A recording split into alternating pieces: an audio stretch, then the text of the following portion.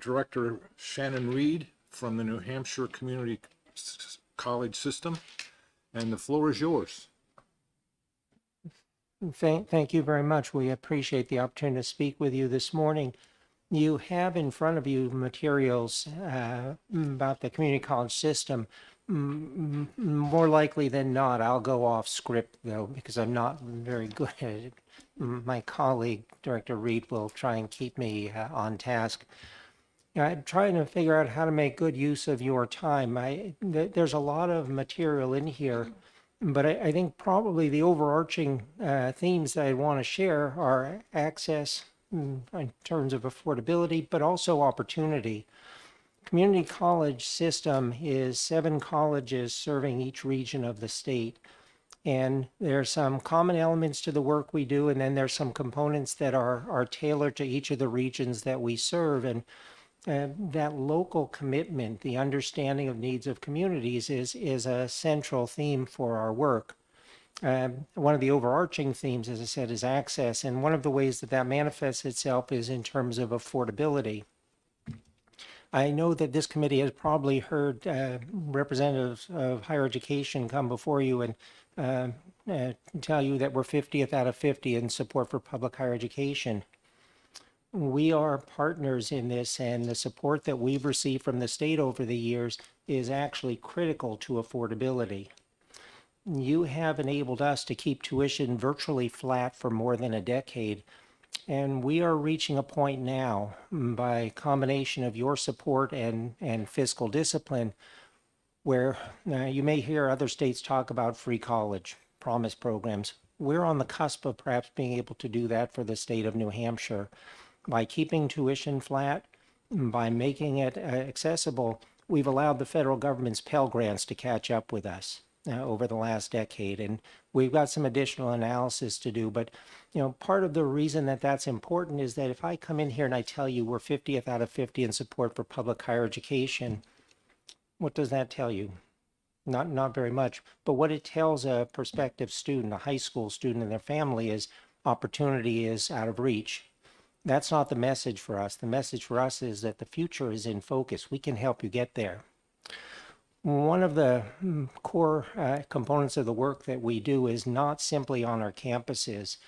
Our dual enrollment programs, Running Start, eStart in partnership with VLAX, early college programs, give students who are academically ready for the challenge the chance to begin college. And in fact, in this current year, we'll probably see about 8,000 students participate in that program, earn about 40,000 credits of college-level work this year. If all of those students were to come to the community college system of New Hampshire, that would save those families almost $9.5 million. Their out-of-pocket cost, if they paid $50 a credit, which is the rate for Running Start, would be about $2 million. And that's almost a 5-to-1 return on the investment. But in fact, you've already invested. For students taking STEM and CTE courses, they pay nothing out of pocket. So I can't even calculate the math of $9.5 million against virtually nothing. We've actually made a request this year. Representative Ladd is sponsoring a bill to expand that because we'd like to do more. Majority of those students who take Running Start and dual enrollment programs don't come to the community college system. Only about 1 in 10 will come to us. They take those credits elsewhere, and it saves them and their families. In university system, if that were a student at Plymouth or Keene or at UNH, that's between $18 and $25 million of savings. But the downside is that most of those students are just taking 1 or 2 courses because that's the limit of the scholarship. We're proposing to make that up to 5 courses a year. So a student could, who's academically ready, complete a full year or more of college before they finish high school.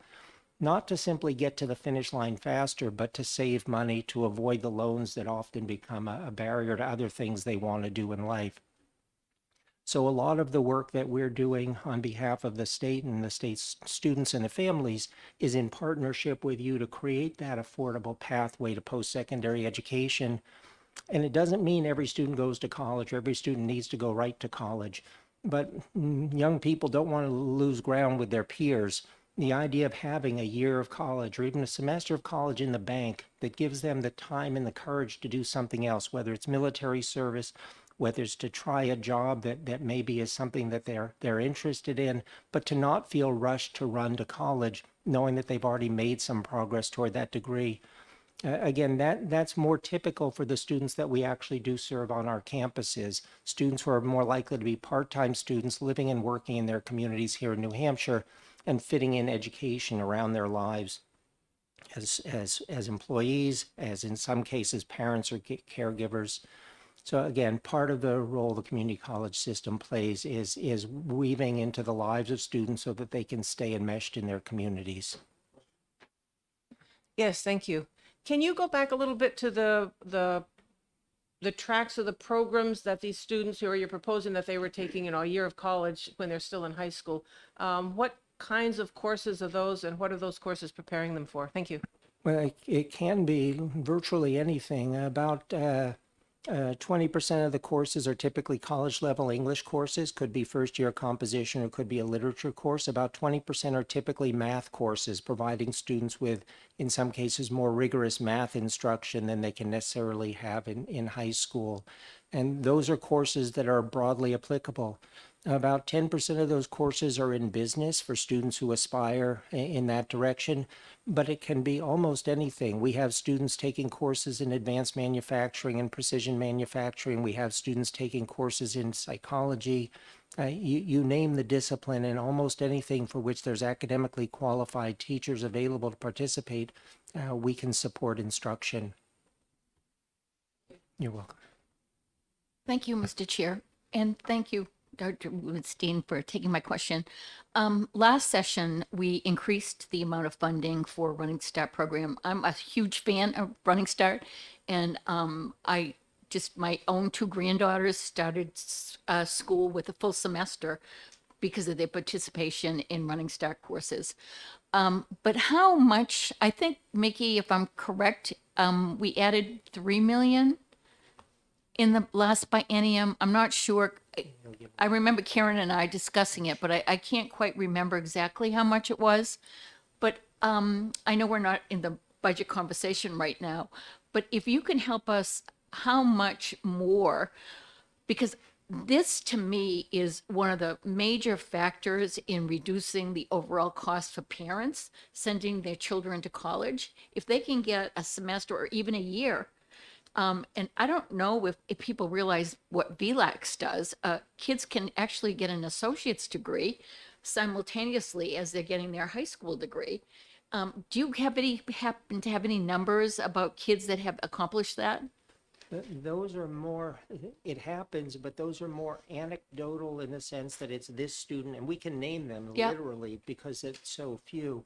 There are a handful of students who will take a full year or even 2 years and complete the associate degree concurrent with receiving their high school diploma.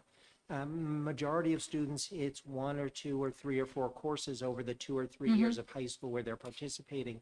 So not necessarily getting the full benefit that they could, particularly for those students who are academically, they want the challenge, they're ready for it, and the high school doesn't necessarily have it otherwise available. That second question, the high school might not have the courses.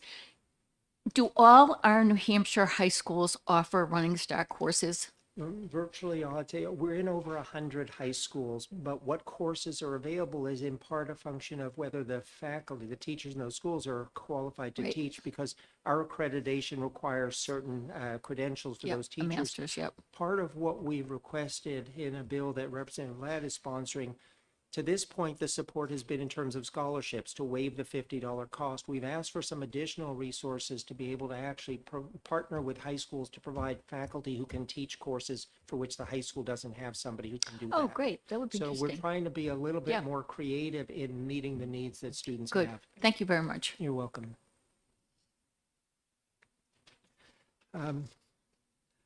Again, I'm reluctant to take somebody, slide by slide through a slide deck, but if I could take you to slide 7, which is one labeled affordability.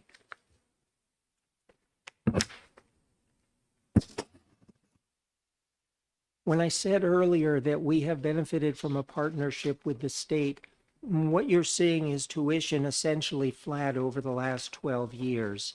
If we had allowed just consumer inflation to run its course, tuition instead of 215 would be almost $280 a credit. By a combination of your support for our work and as said, the discipline that our folks have in managing resources, we've kept it virtually flat. And over that time, the value of a Pell Grant, federal support for students with need, has increased to the point where this year, unless something changes, it will be virtually sufficient to allow us, a student who's receiving full Pell will cover the cost of attendance at the community college system. Not everyone receives full Pell. You could receive a partial Pell. We're trying to figure out how to help those students manage the expense as well. But the overarching theme that I said about affordability, Running Start is not means tested. Any student, so for students in the middle class who are not going to receive federal aid for college other than loans, Running Start and our other dual enrollment programs are the opportunity that we can help those students and their families manage the cost of college. And last year, House Bill 1530, which created a requirement of pathways between the community college system and the university system, creates an on-ramp that helps students, if they participate in Running Start through those pathways with us, a more affordable way with assurance of completing a more affordable degree and staying here in New Hampshire. The majority of college-bound, four-year college-bound students in this state leave the state for college. If we can give them more reason to stay here, those on-ramps through the community college system, the university system, we can perhaps do a better job of holding on to New Hampshire's young people, keeping them in the state for education and the workforce after graduation. So again, this is a reflection of, yes, our work, but our partnership with you, because these things are a combination of funding, but also legislation that you've enabled.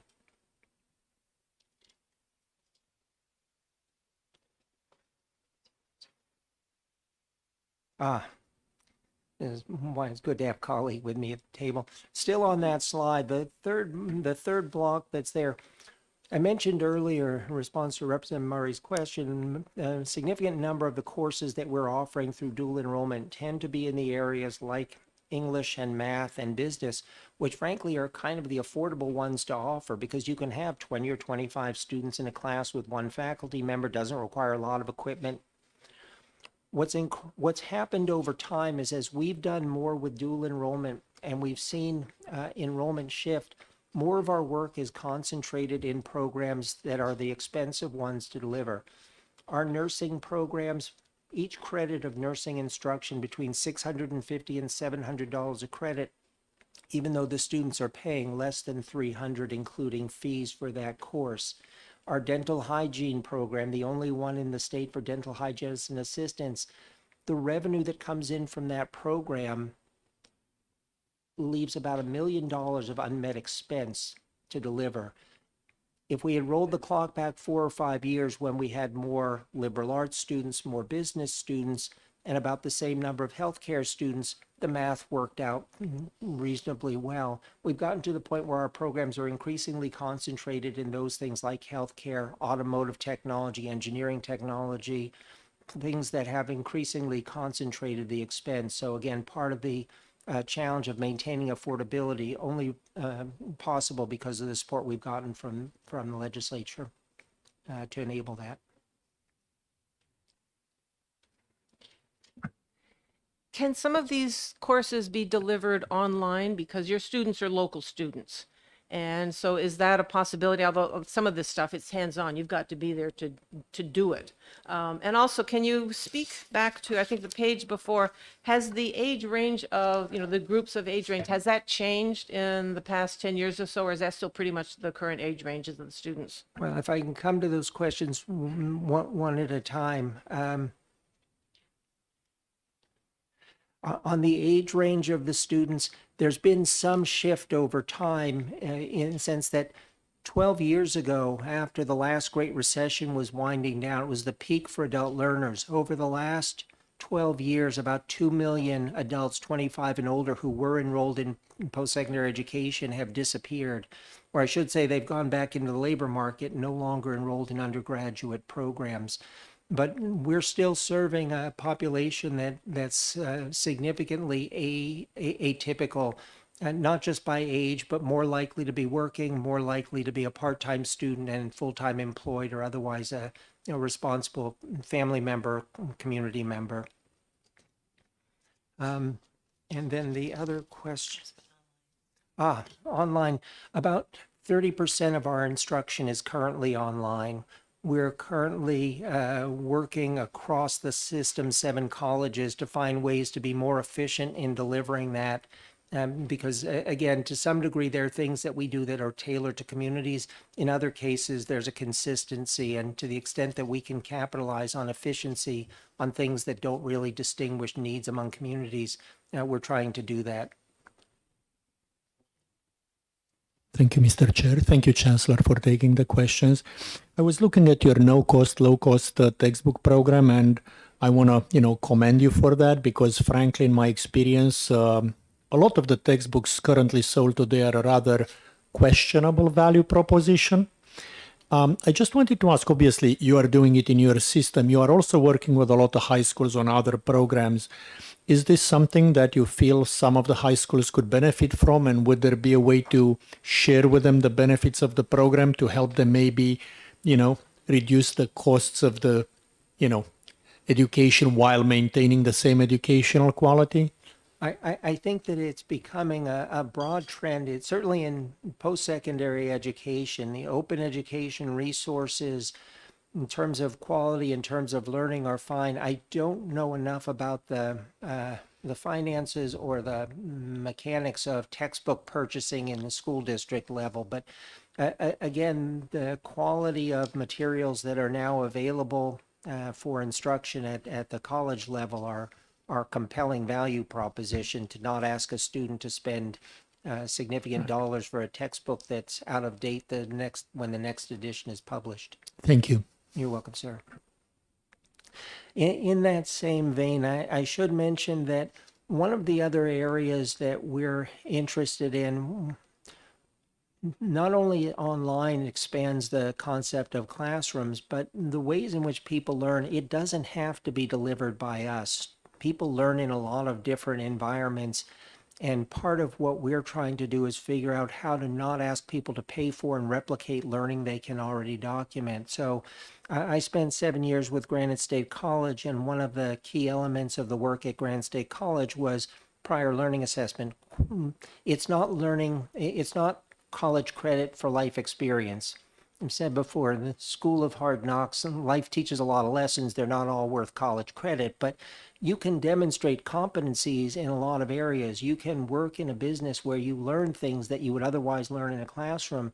If you can document that, I don't want you to pay for it to take a course to tell me that you know it. So figuring out ways for us to build bridges. Increasingly, our work is going to be in areas that are outside of classrooms. They're going to be smaller, shorter programs, more focused on career and workforce.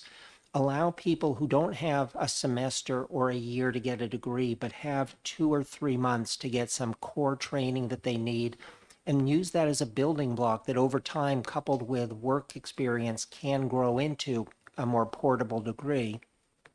So we're trying to reinvent what we do outside of classrooms, more aligned with employers' needs, more aligned with what people as students and employees and family members need, not just what traditional classroom settings allow. Yeah, thank you again. Are you partnering with Learn Everywhere programs? Is there any connection there? I was surprised to learn that Friends Forever, all the F's, Friends Forever, offers the highest number of courses of the Learn Everywhere program that's offered. I was just really surprised. And a lot of this but the Learn Everywhere, I wonder if it dovetails in with what you're talking about.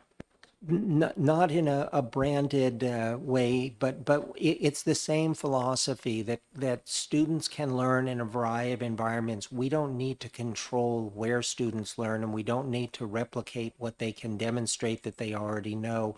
We do need to find some way to document and validate that learning so that it can be incorporated into a degree. But again, for non-credit credentials, one of the barriers over time has been the limits on federal financial aid. The primary source of funding for most students is federal aid, and it has certain limits on what it's applicable to.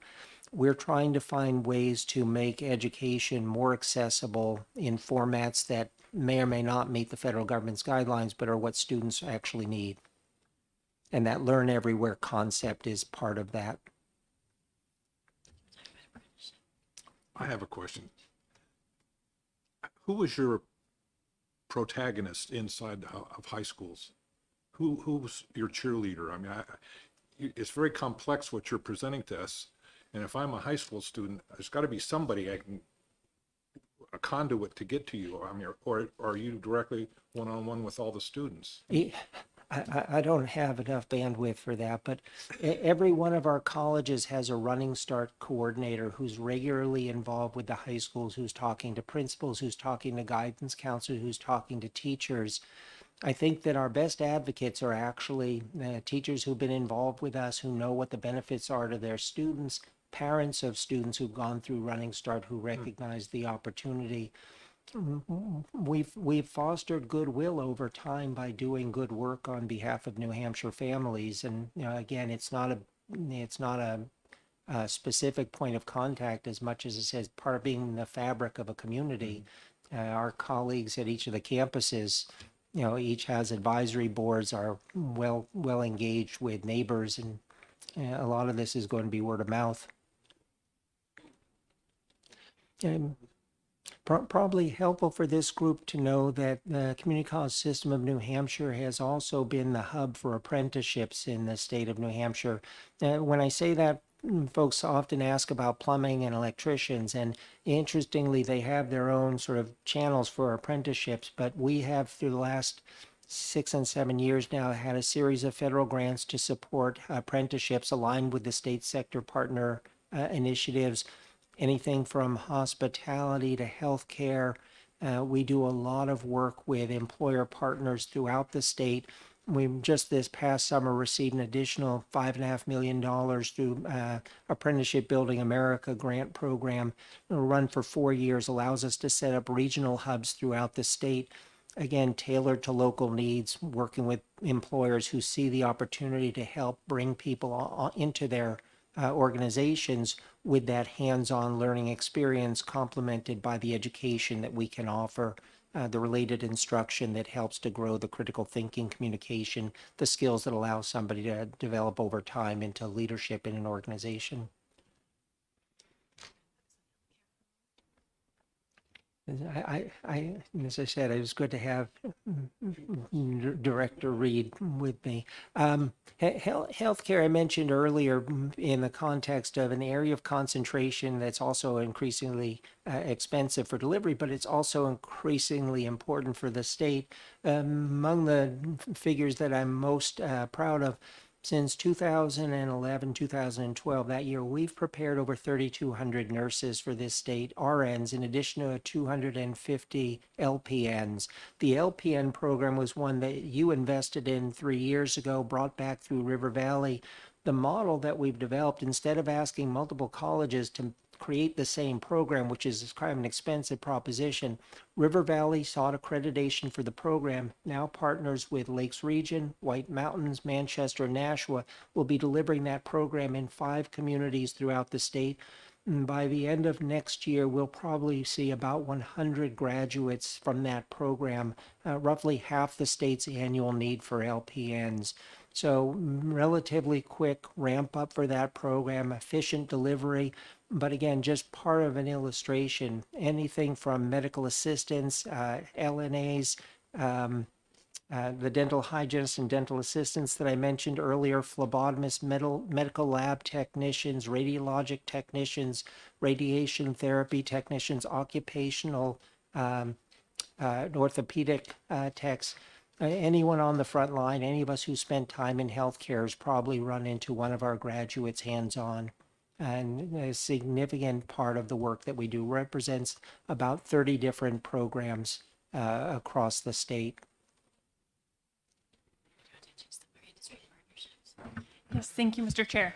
I'm just wondering, along the same line of thought, these programs that you're speaking about, the healthcare kind of pathways that you offer, has enrollment for these particular programs, has it stayed steady, or does it continue to grow? What are you seeing? So interestingly, the most stable enrollments we've had have been in our healthcare programs. There are a lot of colleges and universities in the world, and they're all competing for students, but they're not as much competing for these students because these programs are relatively expensive to deliver. So over time, our healthcare programs, particularly nursing, have been among the most consistent that we've seen, graduating typically about 230 to 240 nurses a year, for instance. Other programs where the tide has ebbed, again, business, liberal arts have been programs that have seen less demand, in part because we've taken care of that through dual enrollment to some degree. But again, also areas where a lot of colleges and universities would love to serve those students because that's a really cost-effective way to deliver enrollment. Thank you, Mr. Chair. Just a quick follow-up to the, your remarks about the nursing program and, the fact that we are subsidizing it quite a bit. Do you have any metrics on how many of the people who graduate stay in New Hampshire and work in New Hampshire? I know it's hard to keep track of them after graduation, but what data do you have on that? So two pieces of information. I'll focus on nurses. And first, overall, about 93% of our students are from New Hampshire. And I'll say that for some of the students who are not, anyone who's been in the Upper Valley, anyone who's been in the North Country knows that the borders in Vermont and Maine are kind of permeable. And you could be working for Dartmouth Hitchcock, and whether you live on the Vermont side or the New Hampshire side, you're kind of part of the workforce.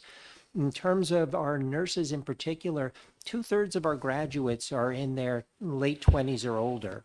And those typically are students who are part of a community, part of a family. They're not the students who are graduating and jumping on the road to travel. So I can't say that none of them leave the state, and I can't say particularly in the southern part of the state where Massachusetts has a wage premium that I know is compelling for nurses. But I would say that because of the profile of our students and where they are in their lives, I think that we do a good job together of hanging on to our graduates. Thank you. And by the way, I'm completely happy to subsidize this for people who live in New Hampshire or work in New Hampshire. Either way, I don't really, but I would just be a bit concerned about subsidizing it for people who graduate and then move out and don't work here. So, I understand we don't control that and it's not a huge concern, but I did want to better understand, and I think I have a good, I'm very happy with what I heard. Thank you. Thank you. Thank you, Mr. Chair. Thank you. I don't know if it was last summer. I think it was last summer that I went to visit MCC, and I had the privilege of viewing a program for students that were being prepared to work with Army and Dean Campbell's program. Mm-hmm. Do you have a series of other programs like that across the state? And then I'm just going to add on another question. Our county nursing homes are desperate for health workers. I know in Hillsborough County, they have a learn to work program that they're actually working. Are you partnering with them, or have they reached out to you at all? I was just wondering in terms of your work with the counties at all.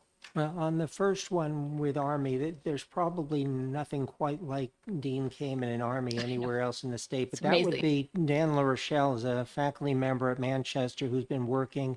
We've signed a letter of support for a grant to see if we can help build capacity for workforce, because there's going to be a need for technicians in that industry, and we're well positioned to support that.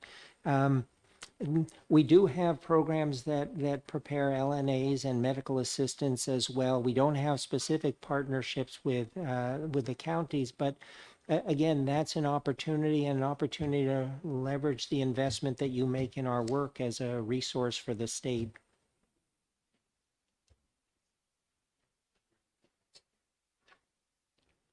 Thank you, Mr. Chairman. Thank you for taking my question.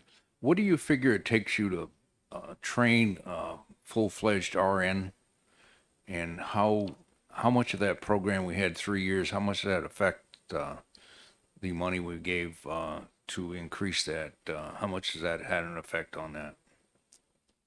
I'm not sure I can fully answer the question. As I said, we know what it costs per credit to deliver the instruction. Part of the reason that that's expensive is that it requires clinical placement for those students, that the supervisory relationship, it's 8 students per supervising faculty member, and the demand for academically qualified nurses to actually work as educators rather than to return to nursing, it's tough. So those things contribute to the expense.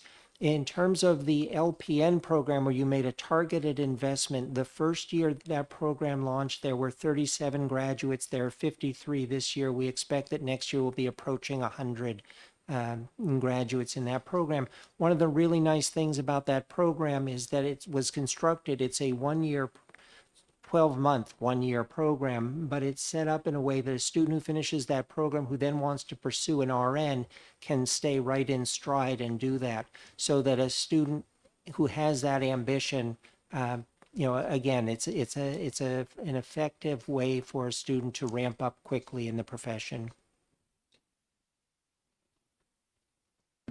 Thank you again. Can you speak to partnerships or collaboration with hospitals that are hiring these nurses? Well, we've got a fairly extensive list of our partnerships. We, as I said, there's a clinical requirement for all of these programs. So we've got folks at CMC and Elliott. We've got folks in the Seacoast at Portsmouth Regional. And I'm reluctant to start naming, which I've done because I'm going to start leaving off. But you go to North Country in Berlin, you're going to find our students literally embedded in just about every community and healthcare setting. So that's an integral part of the relationship, particularly for those programs. Do they provide you any financial support? Not in a direct financial way, but as I said, the partnership is essential. It's mutually beneficial, of course, but I don't think that I can point to a specific transaction that's financial. I actually have a little bit more history on that. Maybe 10 or 15 years ago, a consortium of hospitals all contributed money over a span of 4 or 5 years so that we could build radiation technology and radiologic technician programs at NHGI here in Concord. That's the only campus that has those programs because they're very capital intensive. So that was launched directly with financial contributions made by a consortium of hospitals because they needed those graduates in their workforce, and that we've sustained those programs even after that initial kind of launch commitment ended. Thank you. Thank you. Are the students paid that are in the hospital? Are they paid for their work, or because they're students, are they not paid? Not paid for the instructional part of the work that the learning part of the work they're doing. There are some students who are in fact already employed by healthcare providers and also working on nursing degrees. And again, one of the things about our students, they're finishing an associate degree in nursing. They'll pursue and take the NCLEX exam. They'll be licensed to practice. They may then continue for a bachelor's or a master's or a doctorate in nursing, but at that point they are on the clock. They are being paid. I should mention, by the way, for 4 years in a row, the state with the highest pass rate on that national exam for associate degree prepared nurses, New Hampshire. We also do have some healthcare programs that are offered through our apprenticeship program, and those are explicitly earn while you learn models, where the individuals are hired as employees in these hospitals and healthcare settings, paid a wage for their work. They're taking at the same time related classroom instruction, and as they progress through the program, they earn higher wages when they hit certain milestones.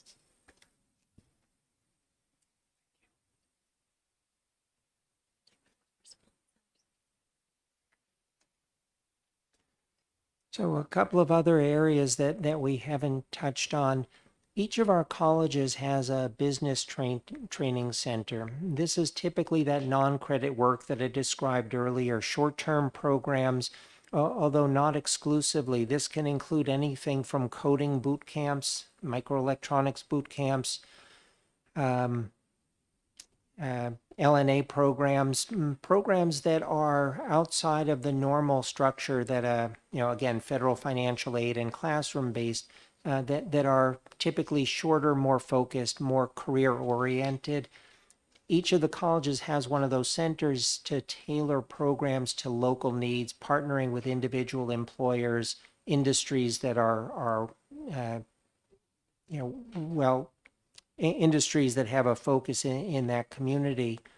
The other area that I'd like to touch on is part of a request that we made in our budget this year, has to do with childcare. If housing is one part of the challenge for workforce, another part has been childcare.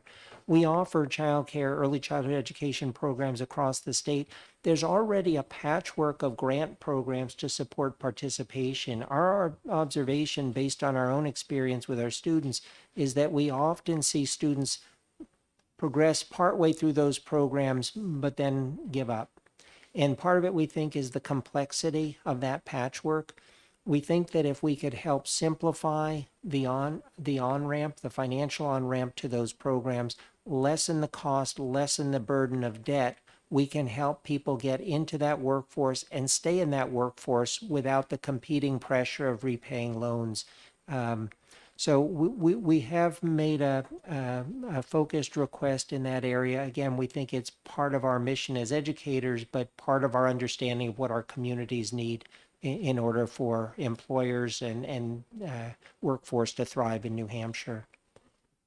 Thank you, Mr. Chair. Thank you for taking my question. Along the same line of thought about this childcare track that seems to be complex, could you speak to the complexity that you were mentioning, and also, why the burden of expense is prohibiting some of these people from, finishing the full track? Sure. So part of it, there's a grant program, it's not a criticism, just a reality. It's administered by DHHS, and it covers all of certain courses, 50% of other courses, and none of other courses.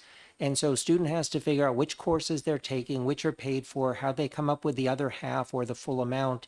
And our experience is that students, when they have to reach into their pockets, just get to the point where it's harder to justify the expense when in fact they know that the return on that investment financially is not going to be there. You have employers, whether it's retail or other industries, that are offering wages that are 50%, 100% more than someone can earn, even with a credential in childcare and the debt that they carry for having paid for that. Our interest is in removing some of the complexity of the funding so someone can complete the credential, move through more expeditiously, be in a position where they can begin to work and not have that burden of debt, knowing that the work they do is valuable, just isn't rewarded in the same way as other industries are able to reward.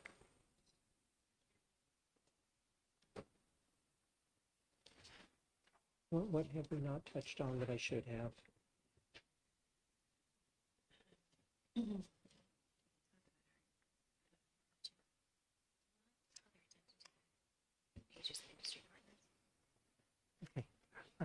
You mind doing that? No, not at all, except I don't have the. Oh, I'm sorry. Sorry. Mr. Landegren had asked me if I thought we could fill 2 hours, and I really wasn't sure.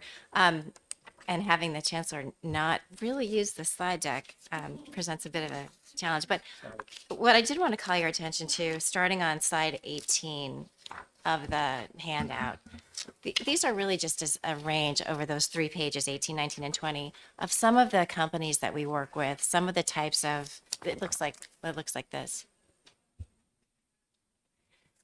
Some of the really the very broad range of programming that we provide in partnership with companies. So it might be everything from very technical skills in precision manufacturing to soft skills in terms of just being prepared to be part of a workforce, or leadership skills that help someone to move from an entry-level position up into a supervisory role. These are all across the state, and they really span industries. Again, from very, very technical manufacturing to childcare and home care, home health care. And these, just about every hospital and healthcare provider in the state has been a partner with us at some point. We have some very supportive partnerships with entities like the New Hampshire Automotive Dealers Association that you're probably familiar with.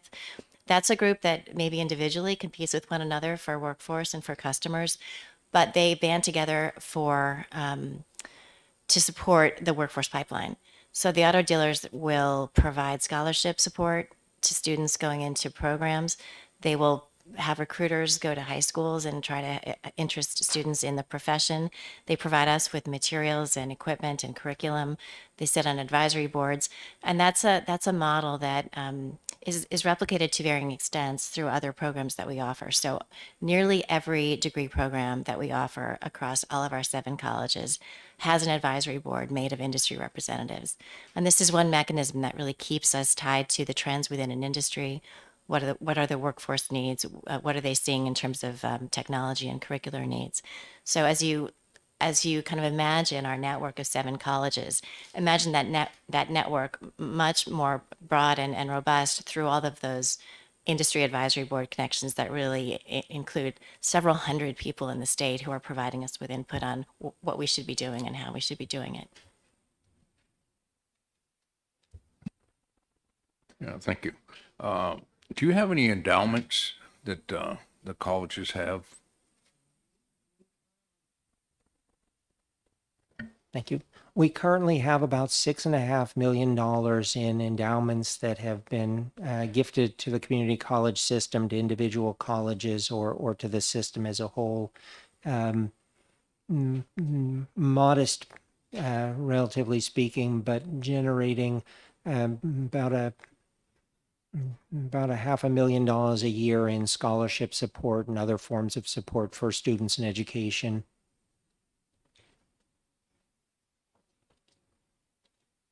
Thank you.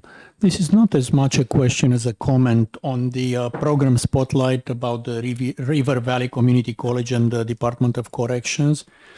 I did want to thank you for paying attention to an often underserved segment of our population, which, was in jail for certain reasons, but once they come out, they do deserve a bit of a hand to find a way to make a living the right way. And seriously, I do appreciate that you identified that as a need and, did what you could to serve it.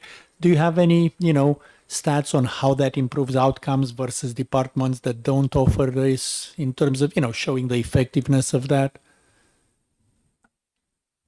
Thank you. That program is pretty new. So at this point, we don't have outcome metrics, but that's something that we are keeping an eye on for Thank the you. future.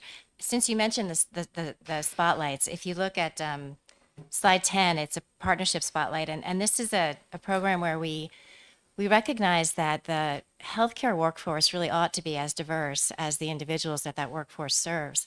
And in this community in Manchester, there are people with the desire and really the aptitude and the capacity to enter the healthcare workforce, but maybe their language is a barrier. They're not English language speakers. So we are partnering with a couple other institutions to basically provide language supports as these students enter the healthcare workforce. So it allows people who are, again, underserved, but in a different way, to really enter the workforce in New Hampshire in a skilled way and meeting a high need professional demand. And both. Oh, please. Thank you. Last go around, there was a lot of very long and tedious discussions around educational cannibalism and declining enrollments. Where Dartmouth will cannibalize from the university system from community college, and you're seeing these programs moving down. Can you speak to whether you're seeing that or not, or was a lot of that discussion just more discussion? Well, yes, but at one level, that's true. This region in particular probably has 15 or 18% fewer high school graduates than it did in 2005, 2006, and will probably have another 10 or 15% fewer a decade out. So for institutions that are primarily focused on resident students, traditional age students, 18-year-old high school graduates, that's a declining population, and the competition is fierce, and there is cannibalization. But one of the things, and going back to the slide that was highlighted earlier about the demographics of the population, The premise that we have is that the demand for post-secondary education is not getting smaller just because there are fewer 18-year-olds. It's getting different. And it's going to be different because 30 or 40 years ago, you could finish college, whether it was 2 years or 4 years, and that education might see you through a career. Now, we have industries, I mean, regenerative medicine. Whoever thought we'd be fabricating tissue? Well, Dean Kamen figured that out, but most people didn't. And, again, there are people who are web developers and app developers. 20 years ago, who knew what that was? So we don't know what 20 years from now will be, but we are pretty sure that there are educational programs that don't currently exist that have to be built. And there are going to be people who are currently in the workforce or just starting in the workforce or not yet in the workforce who are going to need education that doesn't currently exist. We've got to position ourselves to grow, not contract and not compete over the same 18-year-old students. Part of our issue or our interest in creating efficiency for online is not just to conserve resources, but to be able to reallocate and invest in the things that we don't currently do that we know are going to be necessary.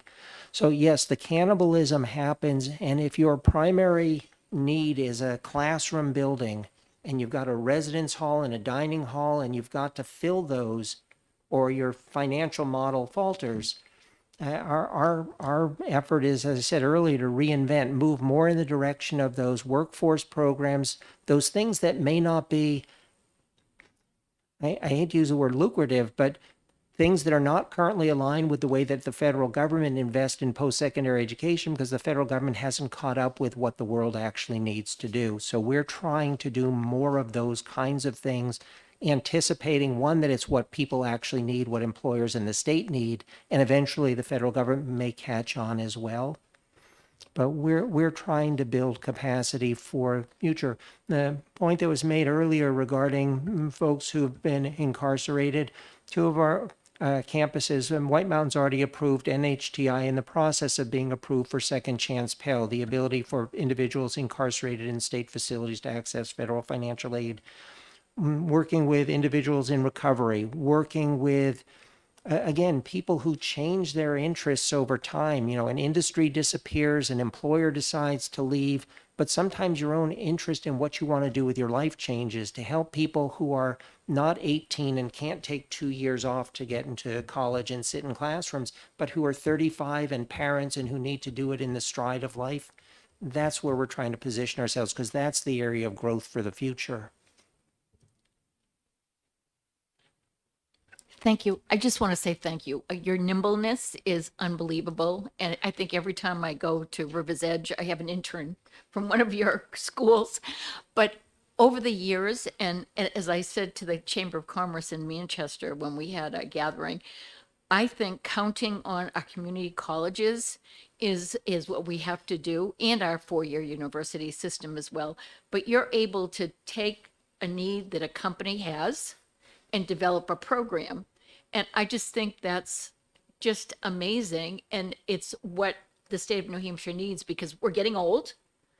A lot of us, I think we're the second oldest state. And we've got Maine. And so New England is getting older, but we still need those workers. We're going to need a lot of geriatric people, that's for sure.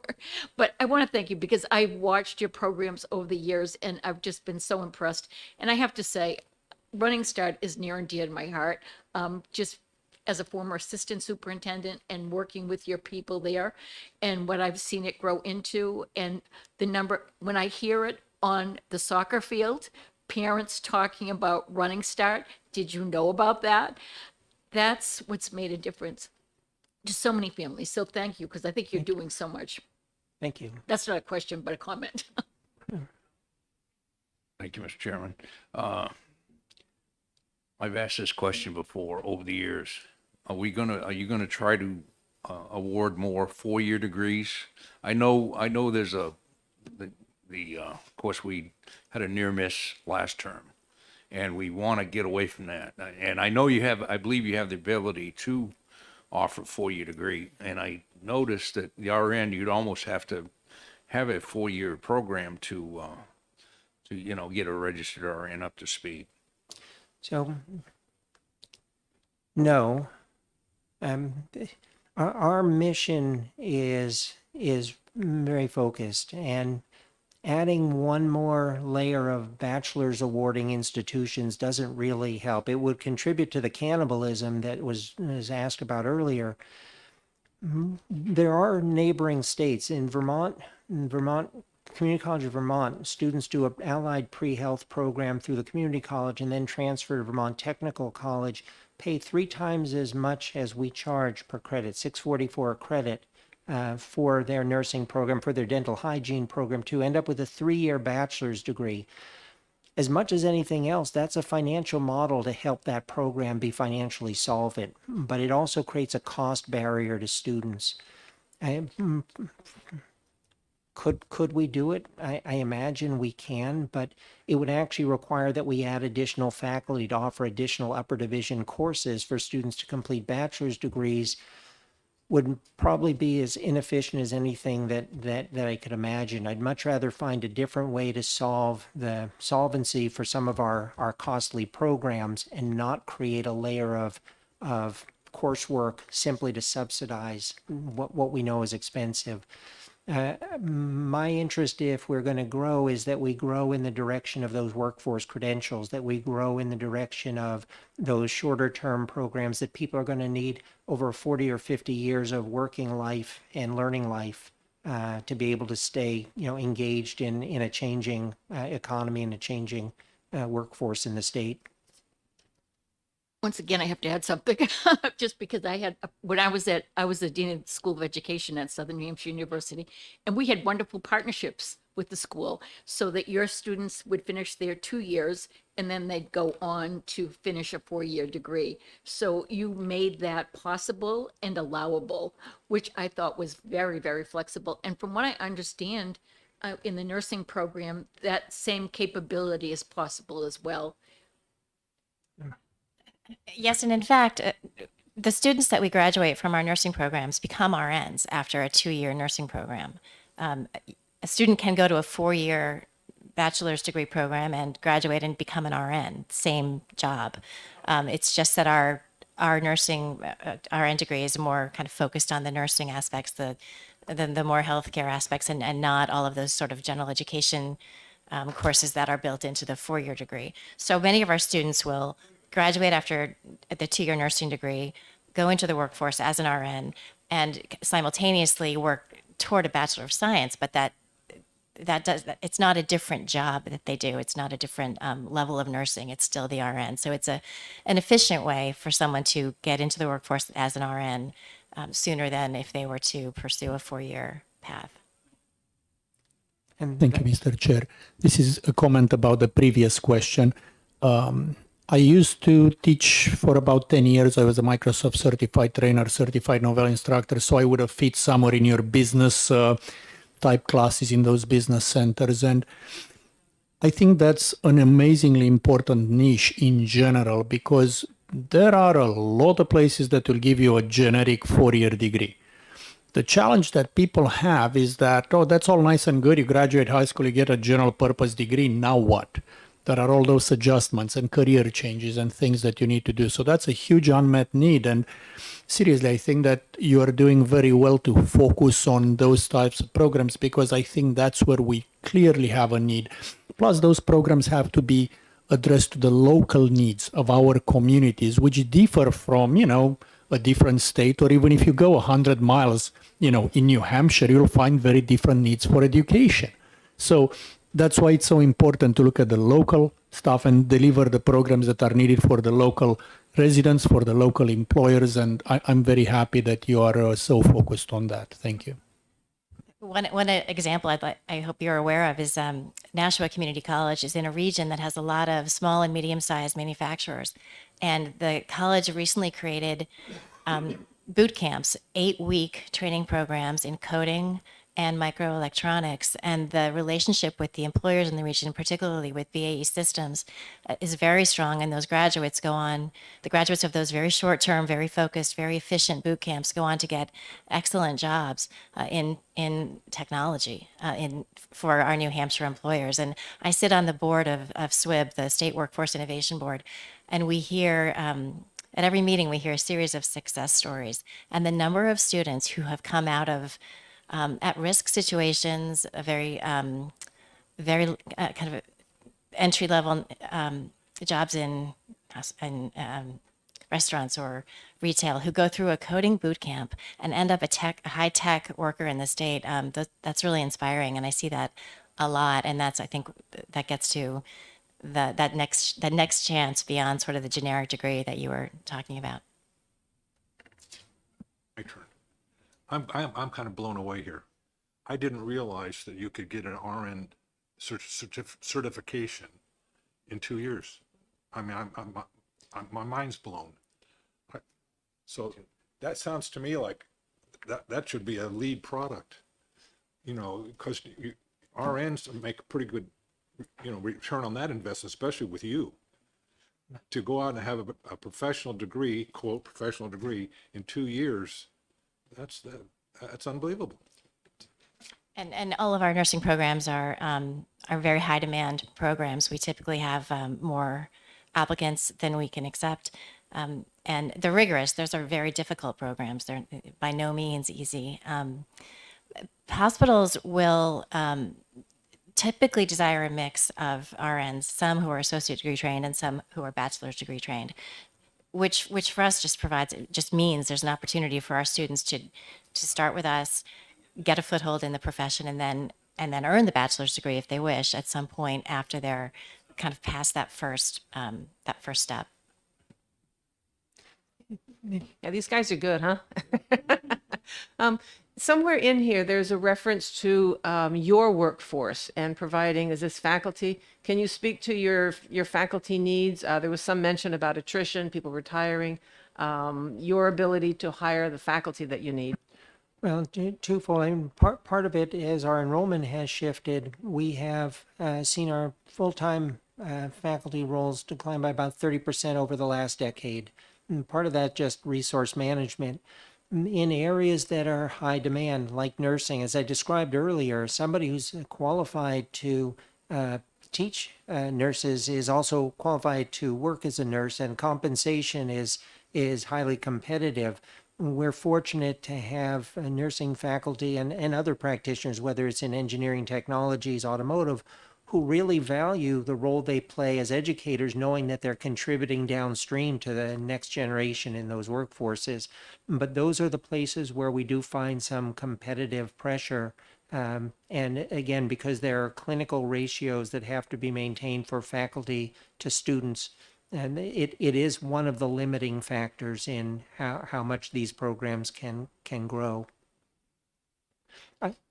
If I might come back, Representative Petra asked the question earlier about whether we had an interest in four-year programs. I just want to comment to the RN program in particular. About 8 or 9 years ago, an RN to BSN program, a partnership with Granite State College within the university system, was created, where the community college system offers the first 3 years of the degree, the fourth year offered by Granite State College, but at the community college system tuition rate. For me, that's a model of how you balance access and affordability without getting into the four-year territory.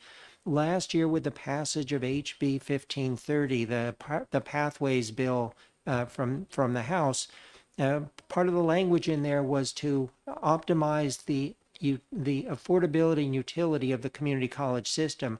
We took that to mean that it's not just 2+2, it's how much education can we appropriately deliver toward that four-year degree that a student's looking for. This may be the genesis of more 3+1 programs or 2.5, 1.5, but again, trying to find things that make the most sense for students, that make the most sense for affordability and access to support student success and the state's workforce. Did, thank you. Well, I actually, I'm a product of, I guess it's Lakes Region now, and I found it very helpful, the professor was a retired engineer that got into teaching because he loved teaching, and he taught physics and like trig things like that. And it was very helpful to see his background and to put it into the classroom where a lot of times you get just theory, and that's not where you want to be. Especially, and it helped me, later on, because I ended up going back in the Air Force and Harley and what I'd learned at the Voctech. Earlier this morning, I was downstairs at a bill that has to do with first responders. And when I was doing some internal preparation for that bill, I spoke to the heads of our criminal justice department at NHGI, who his career was in municipal police and major crimes.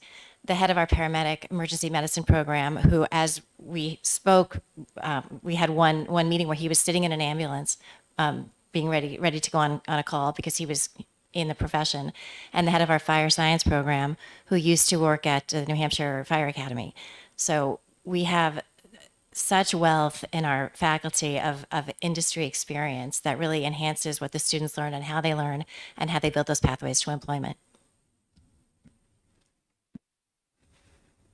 I want to backtrack. When you were talking about daycare, a program for daycare managers, owners, what am I going to learn to go daycare curriculum? So in this case, we're really talking about early childhood educators.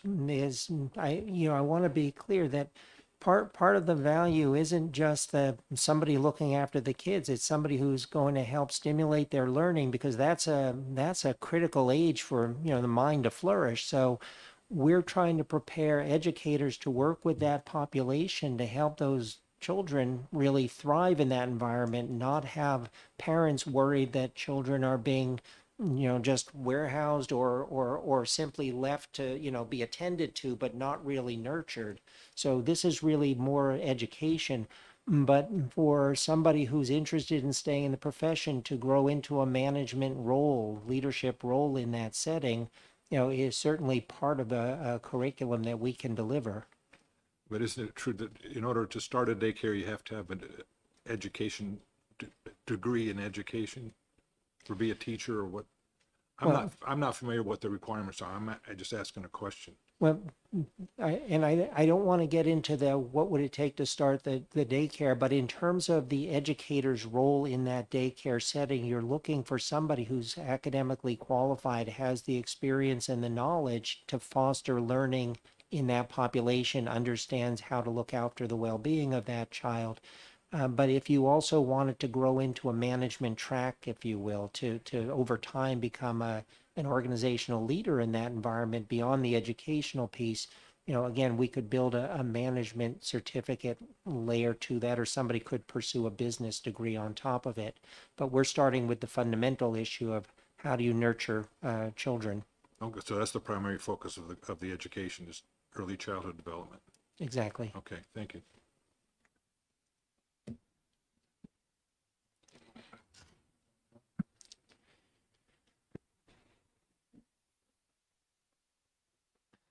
Thank you. I know this is more of a system overview, but I'll take the opportunity to be a little more specific and ask you about the White Mountains branch in North Conway. And the last time I visited there was I believe it's a healthcare lab or a veterinary lab. Yeah. But what kind of students are going in there, and are the local students taking advantage of having that branch there? I'll be honest to say relatively limited engagement up there. Enrollment has been modest at best, and White Mountains is trying to figure out, is there a different strategy for engaging in that community? Well, thank you.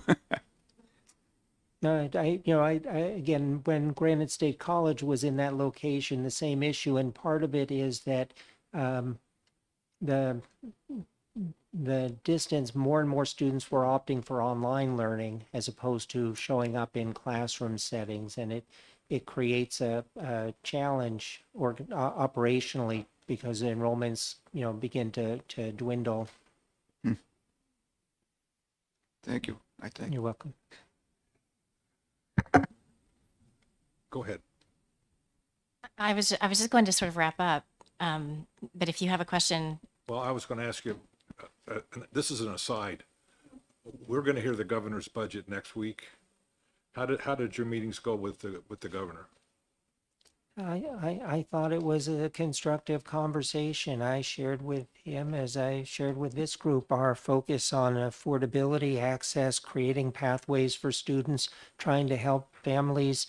The affordability is certainly for students with greatest need, but it's also a pathway for students and families in the middle class for whom federal aid is not going to be there. And we talked about that as an opportunity. I felt that the governor listened and was thoughtful in questions. So I thought it was a good discussion. To go along with that question, thank you. I've been reading that the business associations have been encouraging better funding for our community colleges and higher ed institutions.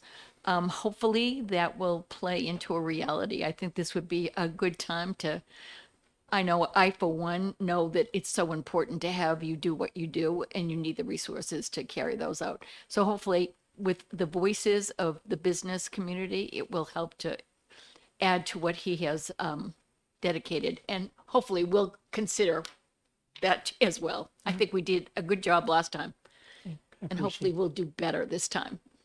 Thank you.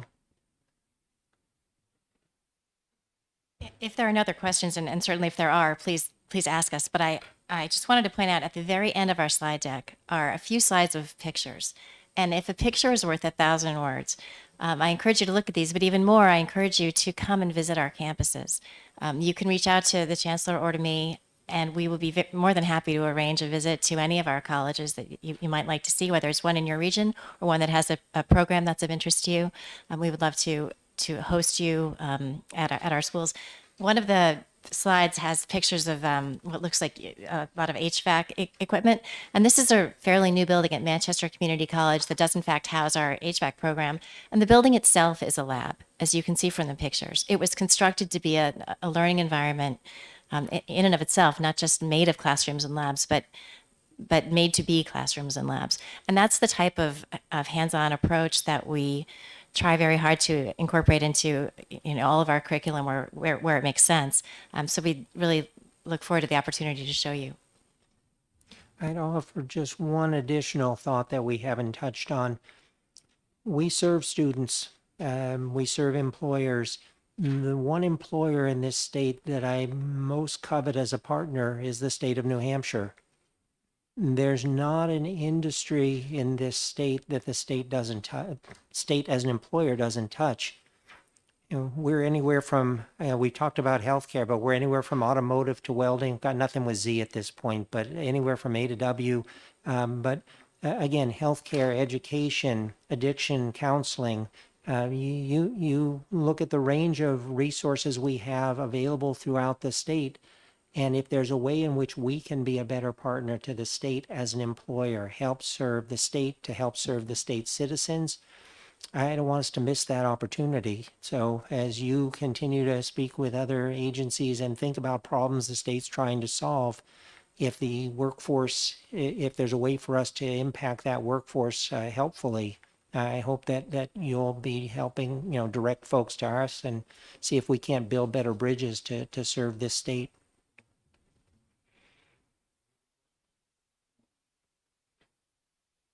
One more, thank you. What was you mentioned earlier? What's a full Pell? Well, student. So the federal government, Pell Grant is the primary grant available to students with need. And full Pell this year was $6,895. Next year, it's currently slated to be $7,395 if a student has a zero effective family contribution. There's an arcane formula behind the curtain that gets you there. Some students have a 0 EFC. Some students it's 2,000 or 3,000, whatever it happens to be. For a student who's got a full Pell next year, in theory, we can help that student cover all their direct expenses. For a student who still needs to find that $2,000 or $3,000, the federal government's figuring out that you can find $2,000 or $3,000 in your pocket. I've never met a family that had the same understanding as the federal government about what was in their pocket. So that's what we're trying to bridge, because there's a lot of students who have partial Pell Grant or just miss Pell completely, and we're trying to help figure out how to get that student through.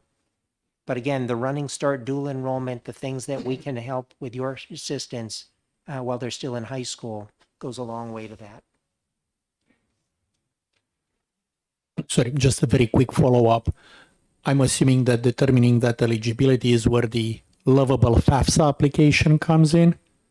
Just for the record, while we never really had to file it because we knew we were not gonna qualify, I will say that's one of the most painful forms to fill in anybody's life, and it's a perfect example of why, honestly, the federal government misunderstands, what people can give them. It's ridiculous amounts of information. So, thank you.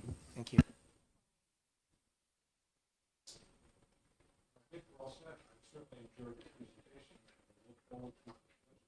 Thank you. My apology to my colleague who put so much effort into the materials that I then did not make great use of. But thank you for your patience. So I will just let the committee know that we do tentatively have the community college system coming back on the 16th to discuss the governor's recommended budget. So we will see them next week on Thursday. And I think Shannon did reference a bill relative to dual and concurrent enrollment. We may see that bill referred to us from the House floor this coming Tuesday. House Education exec that, as well as the math communities program. So Right, there's it's House Bill 419 and House Bill 420. Correct. 419 is the Math Learning Communities Bill, which is a program we used to do that is a partnership with the high schools where we are helping to develop a math curriculum that will enable high school students to leave high school ready for college math, which has been a huge gap. And then 420 is the bill that expands the dual and concurrent enrollment program. It's one of the things you just touched on, and that we've been having a problem in the past, and that's kids starting college and not having the skills to do the math, and they have to have remedial. Are we still in that problem? We don't deliver remedial math at this point, but we do have some of our colleges offer a co-requisite remediation program, if you will. It's a course where the additional support is built directly into the class. In the old model of developmental math, a student would take a course that didn't actually qualify for college credit. For a lot of students, that was just a dead end. So the strategies that have been evolving in the last decade have really been more focused on figuring out what a student needs to be successful rather than putting them in a course that tends to sidetrack them to nowhere. Yeah, and you look at the statewide assessment, and you look at the performance of 11th graders in reaching proficiency, it shouldn't be surprising. We've got a fair number of students who reach college where math is not the strength that it, the foundation that they need.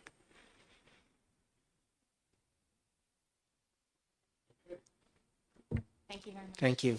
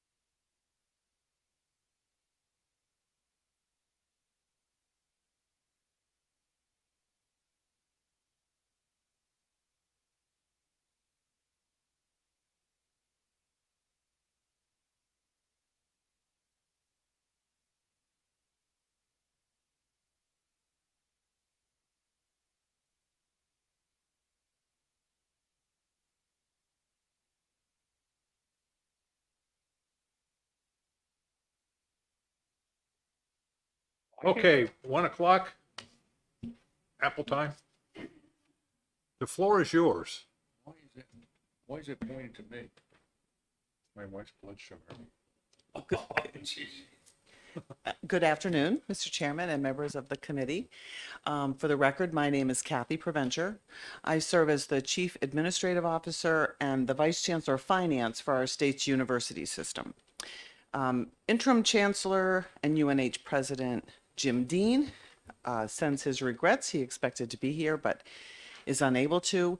I believe we are scheduled to be back with you next Thursday morning, and President Dean will be joining me when we really dive into our budget request. Mickey had mentioned this is really an orientation, provide some information to you about the university system, answer any questions, and that could be helpful even for next week. If there aren't any questions I can answer today, we can bring the answers next week.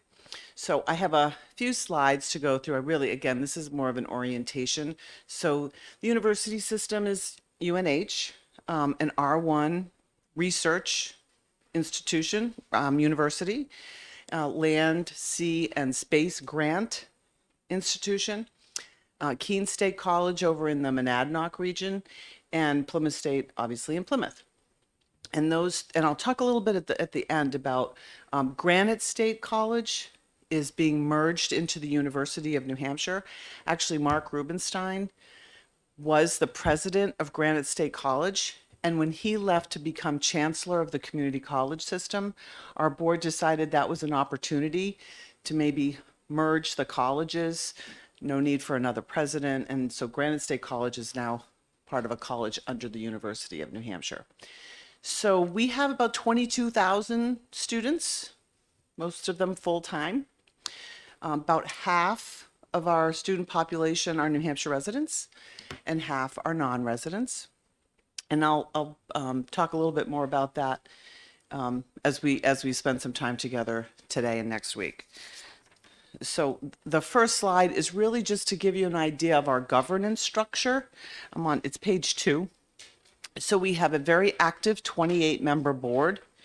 There are the Senate President has a designee, Senator Jim Gray. The Speaker of the House has a designee, Representative Rick Ladd. We have 10 gubernatorial seats confirmed by the Governor and Council, and a number of ex officios. The Commissioner of Education, Commissioner of Agriculture, our university presidents, alumni, and students make up our board. So on page 3, I really want to make the point that the university system is really a driver of workforce, just as you heard from the community college system, I'm sure this morning. About 2,000 of our graduates enter the New Hampshire workforce every year. That number, 18,800, we started tracking with the Department of Employment Security back in 2012, trying to match our graduates and where they're working. Not specifically the place, but the data if they're working in New Hampshire. And so about 2,000 of our graduates join the workforce every year, and that's a big number. I mean, when you think about it, with half of our students residents and half non-residents, that's another in-migrator of young talent into the state, and we need to do our best to try to keep them here. We also have partnerships with over 2,000 employers, businesses across New Hampshire, through internships, apprenticeships, and actually part of our budget request is additional funding to really ramp that up at Plymouth and Keene.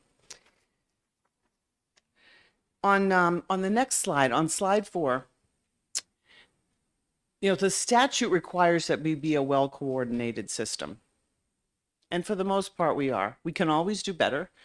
But we're really, with the challenges, I'm going to talk a little bit about that in a moment, but with the challenges, we've been planning, it was actually just before the pandemic.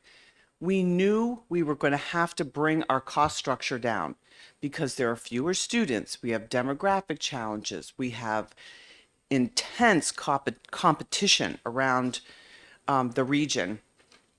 And so we embarked on this very significant effort to drive our costs down, reduce employee headcount, really make a robust shared services function so that Plymouth, Keene, and UNH can share in common business practices. That reduces risk and reduces cost. And so between 2019 and 2022, we drove our cost structure down about $50 million. Now, inflation hasn't helped that. but when we look at the apples to apples, we drove our cost structure down about $50 million between 2019 and 2022, and it was recognized by Moody's. Moody's, the credit rating agency, in November, we were on negative outlook. Actually, the entire higher education industry is on negative outlook, and Moody's changed our negative outlook to stable back in November when we went through an annual surveillance. Primarily because we are developing strategies, implementing and executing on our plans to make sure we're prepared for the headwinds that are coming our way. So on slide, Do you have an idea of what your headcount reduction was? it was representative, it was through a voluntary separation plan. 480 employees took that voluntary separation. 480 faculty and staff combined took that voluntary separation plan. So on slide 5, this is really just to give you an idea of what our revenue sources are, where the revenues come from that support the operations of the university system. So you can see in the light blue, most of our funding comes from tuition. Now, I'll also point out that this pie chart is gross revenue before financial aid that we offer. And it's a sizable amount of financial aid that's offered.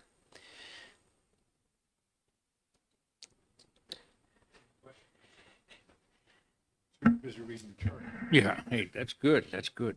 Intense. Thank you, Mr. Chairman. Thank you for being here. Your endowment. Now, I seen the green part on the chart. Gifts and investments. What is your endowment worth, and how much do you roll into your students for tuition and whatever? So the representative, if I could, next Thursday, let me bring a whole bunch of information on the endowment, because we have restricted and we have unrestricted. We also have investment income that supports campus operations. It's not huge, but it's meaningful. So let me bring back some more, like how many scholarships we issue. You know, some of the restricted endowment goes to restricted scholarships. Then we have unrestricted that support unrestricted scholarships. We also have, an endowment could support a faculty chair, something like that. So if okay with you, let me really drill into that and bring some detailed information when we present the budget next week. Good? Okay. Thank you, Mr. Chair. Thank you, Kathy, for taking my question. In terms of, you said that you reduced your workforce by over 400 people. So you have to have a ratio of full-time teaching faculty to your adjuncts. Have you been able to maintain that which you're required to do by your accreditors? So, yes. Actually, Keene just went through accreditation and UNH is starting now. So the answer is yes. Again, this is good. So it helps me know what to bring back next week.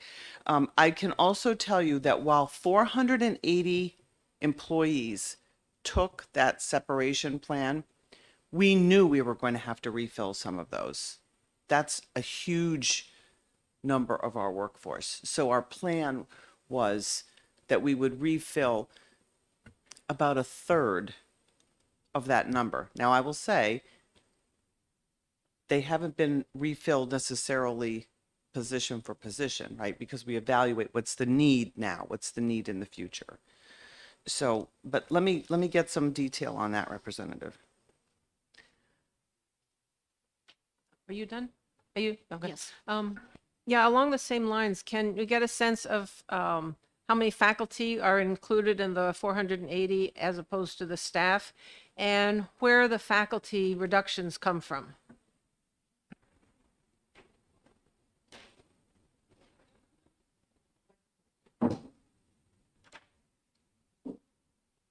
And I guess part of that also then would be how many full-time positions and or part-time positions are you anticipating?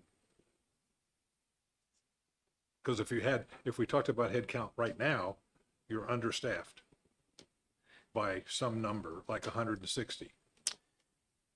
No, I would not say we're understaffed. We're trying to right size, knowing that we have fewer students, that and I'm going to talk about that in a bit, about the demographics and the competition.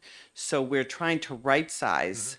So I would not say we're Well, understaffed. I'm just saying, you said 480 took a retirement, and about a third, you're going to repopulate about a third of that. Oh, and we number. have been. That program was in June of 21.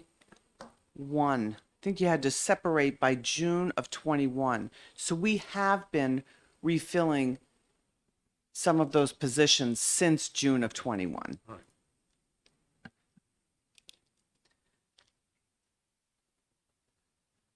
Okay. This is good.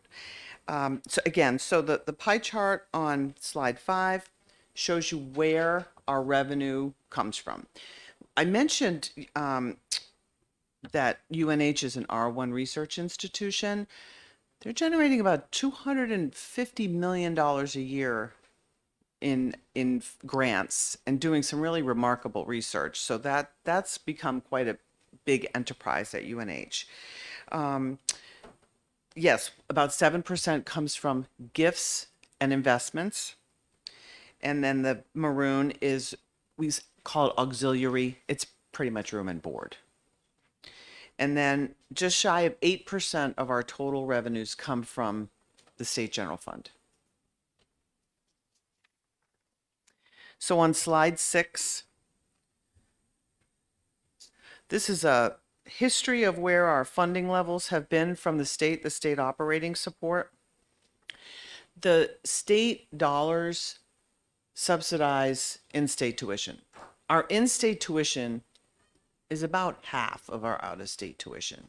And so those state dollars, for the most part, subsidize that in-state tuition. There's also, so of the $88.5 million that we've received each year of this biennium, about $14 million goes to fund statutory programs. So there are programs in statute, cooperative extension, the agricultural experiment station. And so those statutory programs are partially funded by the state appropriation as well. I'll talk in. Quick question, if I may. How much is agricultural now versus, because this used to be Cow College. Matter of fact, it changed its name in 1923. Honest to God. Well, I'm sorry. The agricultural portion, because that's where it has its roots, and to see the difference between what was, it's evolving out of the agriculture Right. world. Is your question about how many students major in an agricultural program? Oh, so we have, so the Thompson School, which used to be a 2-year school, is, I don't think there's much activity there at all, but there's a College of Life Sciences and Agriculture, COLSA, that's a big college. It's Life Sciences and Agriculture. I can get a breakdown, if that will be helpful, of maybe the number of students in each of the colleges at UNH. Yeah, because it can show you the evolution where we're going, as it's. Now I will tell you, the College of Life Science and Agriculture, COLSA, is, I mean, that's where we're in the middle of a very significant capital project for our life sciences programs. So the College of Life Sciences and Agriculture is a very active college, even though everyone in that school isn't necessarily working on anything related to agriculture. Am I making sense? I understand your question. I understand your question, and let me see what I can bring back relative to that. And one of the things we need the colleges to teach students how to farm, Mm-hmm. because eventually we lose that ability to grow.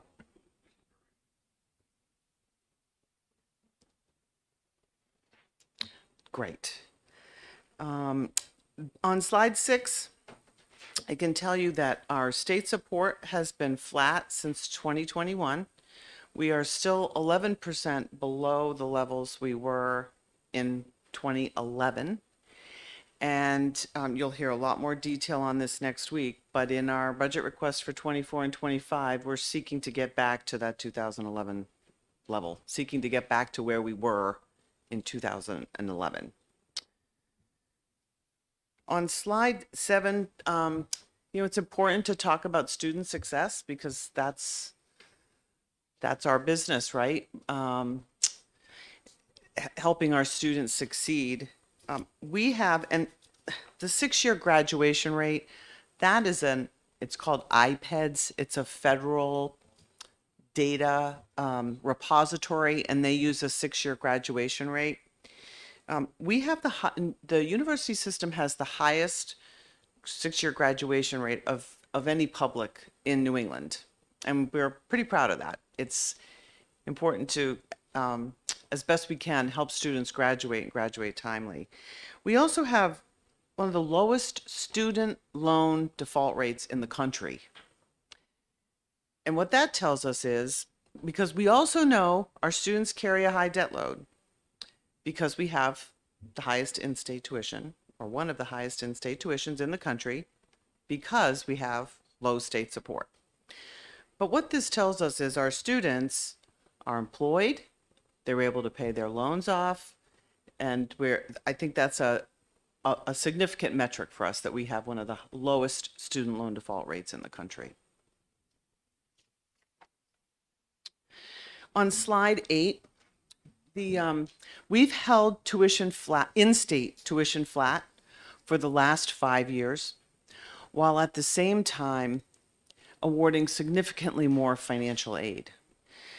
What that means is, on average, our New Hampshire students are actually paying less than they were 5 years ago. If your tuition's flat and your financial aid is increasing, your total bill, what you're paying, is on the decrease. And about 5 years ago, we rolled out a program we call the Granite Guarantee. Any Pell eligible New Hampshire student attends one of our schools free tuition. Now it's a last dollar scholarship.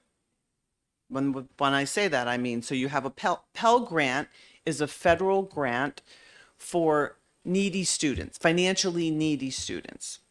And so if you're eligible for the Pell Grant, we'll make sure that the rest of your tuition is covered, not room and board. We don't cover room and board. It's really part of our public mission. Our mission is providing affordable access to our students who want to attend our institutions. And that's part of the reason that our financial aid has been growing as well with the Granite Guarantee. So I've been talking about what I consider good news, that our students are successful and that we're trying to get our arms around our costs and prepare for the future. And now I want to share with you some of the not so good news. We have some real challenges, and it is not isolated. Yeah, thank you. Can we just go back to the Pell? Are these full Pell grants, or do you do anything with partial full grants? So whatever Pell grant they have, you'll cover the extra cost, whether it's a full Pell or a partial Pell. Correct. But they may have other aid as well, right? They could have a merit scholarship. They could be needy and have a merit scholarship, right? And then whatever the delta is, the leftover, we'll cover that. But no, you don't have to be full Pell eligible. Partial Pell eligible students also enjoy the benefit of the granite guarantee. So on slide 9, higher education, especially in the Northeast, significant challenges. And those challenges are caused by the number of K-12 students, I have a chart on it in a little bit, is shrinking all over the Northeast. And while we have students that come from around the country and from around the world, the vast majority of our students that come from out of state come from New England. So all of the New England states are experiencing similar things and all trying to compete for the same student. So we have changing demographics, intense competition, and limited state support. On slide 10, for those of you that have been on Division II, this is not any news to you. New Hampshire has the lowest funding of public higher education in the country of any state. But on slide, and that again, that impacts in-state tuition, which then impacts, we believe, students' decisions, whether they stay here to go to school or leave. So on slide 11, again, I'm sure this is not news to you. The K-12 enrollment has continued to decline, which means the pipeline into higher education also shrinks. On slide 12, again, the orange states, that means public school enrollment is shrinking. The Northeast, it's shrinking everywhere. New Hampshire, it's shrinking more than other New England states. On slide 13, so what this does is it causes states around us to really, everyone's experiencing this, so everyone's competing for the same student. So University of Maine, I want to say this has been maybe 4 years ago. The University of Maine system will offer in-state tuition to any student who comes from New England, New York, New Jersey. And you can see the billboards up and down 95, all the way to New Jersey. They're trying to get students to come to Maine so they have a pipeline for their workforce. And they're funding that. SUNY, the State University System of New York, they've just come.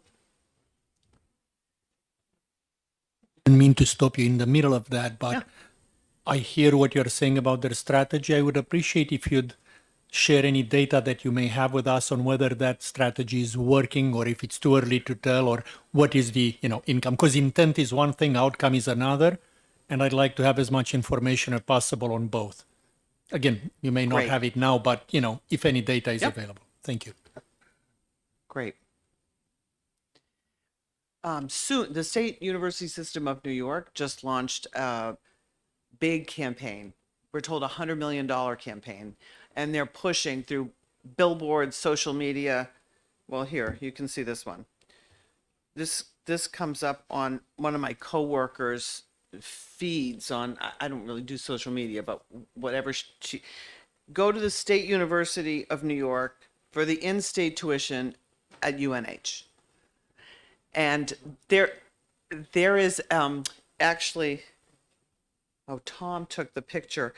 There is actually, I think it's out on the Spalding Turnpike, billboards that are perpendicular to one another. One of them is UMaine and the other one is SUNY.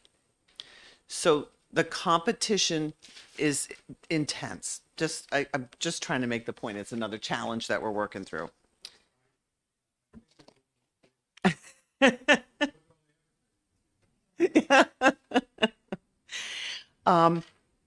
Slide 14 is really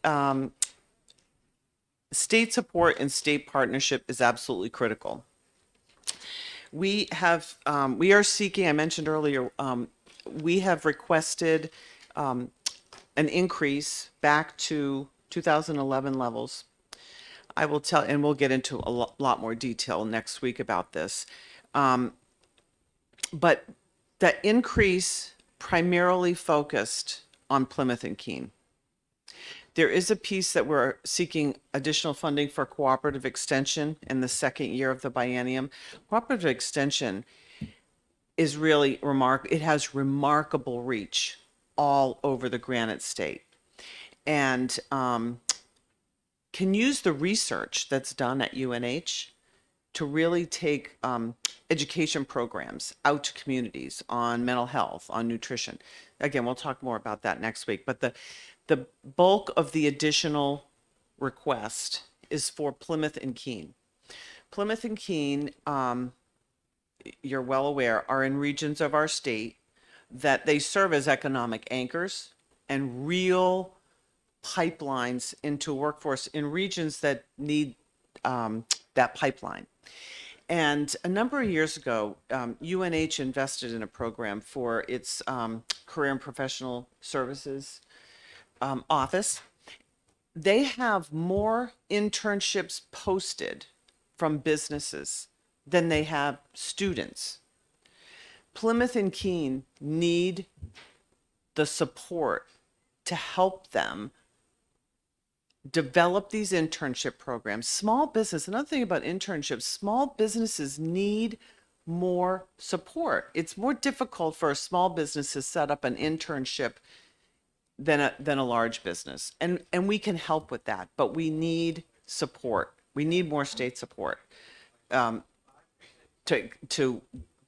increase those internships. The other thing with Plymouth and Keene, I mentioned the financial aid.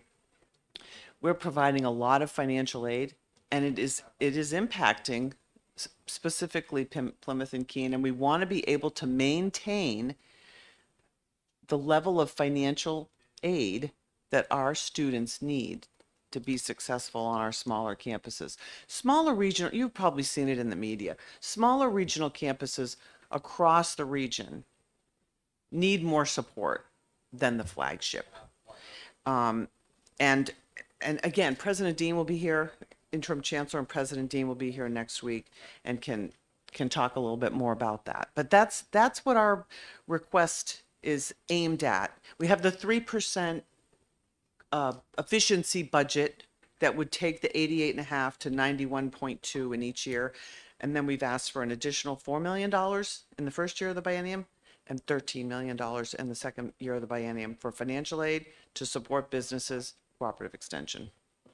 Thank you. Can you give examples of some of the internships at these two campuses?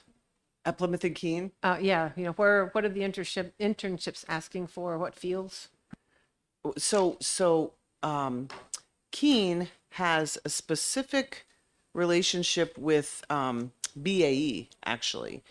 I don't know if you saw last week, there was a business roundtable that was held at UNH Manchester with our 3 presidents and some business leaders around the state. And Butch, his last name is escaping me. He attended from BAE. So that's one. There's also advanced manufacturing and optics over in the Monadnock region that's been a pipeline. Right now, about 200 students at Keene have internships. The president would like to see that to be 700. Every student should have at least one internship. The other thing that we believe that the benefit, not only the businesses, a student is twice as likely to stay and work in New Hampshire if they've had an internship. It's also a reason to come to Keene and Plymouth. If you can get an intern, if you know you can get an internship, it's a reason to come to Plymouth and Keene. Plymouth, a lot of the work at Plymouth is very interesting. It's not a specific internship. President Burks at Plymouth has changed the curriculum at Plymouth, so he calls it a cluster model, but it's students that major in different areas get together and work on projects in businesses and in communities in the Lakes Region and North Country. Actually, this was also in the media. I think there were about 10 students from different disciplines, marketing, accounting. They worked with the new owner the owner of the Gorham paper mill on ways. They brought you'd think a consulting firm did it, on ways that they can use excess land related to that paper mill that isn't going to be used and is needs to be cleaned up. Anyway, my point is, every student at Plymouth will participate in at least one of these projects: business, community, nonprofits, and it's interdisciplinary. It sounds very academic, but various students from various majors working on a project together. And President Burks would really like to expand that, and he doesn't have the resources to do it. Follow up, thank you. So if you can just go back a little, because I think you said that you have more internships At available than- UNH, At UNH, not at the other ones, because, okay, thank you for clarifying. yes, at UNH. Just a follow up. I actually did go up there on Monday morning for the legislative breakfast, the Plymouth State. And, I'm a freshman. I got to go everywhere because I have a lot to learn. And it was actually very educational, very informational. There was a lot of insight into, they had panels with people talking about their experiences. And overall, I think it's a very innovative model. It's risk when you tweak with the traditional departments and whatnot, but if you want rewards, sometimes you have to take risks. And I just wanted to, commend them and, make sure that I'm on the public record as expressing my, appreciation of the work that went into preparing that. It was really good, very helpful. And, I hope those innovations pay off. That's great. Thank you very much, Representative. Thank you, Mr. Chair. Higher Ed has gotten a lot of federal money as a result of COVID. How has the university system been able to leverage that in support of students and the university campus? So the federal money that we received, for the most part, offset our COVID costs. I mean, we incurred, I have that in another presentation. Your losses, you mean? The losses? Oh, yes. Tens of millions of just the refunds that we provided to students when we had to close campus. That was like $40 million. So, does everyone know Tom Cronin? I think I've had a chance to meet some of you here and there, but not everyone yet. So Tom Cronin, the Assistant Vice President for Public Affairs with UNH, and work closely with Kathy and our colleagues across the system on our work up here. So I see various folks in other committees. Just had to spend some time upstairs in election law. So sorry for being. I was just going to say, you can identify he had to be in two committee hearings at once. So, so we received reimbursements Oh, I can. for almost all of the COVID costs that we've incurred.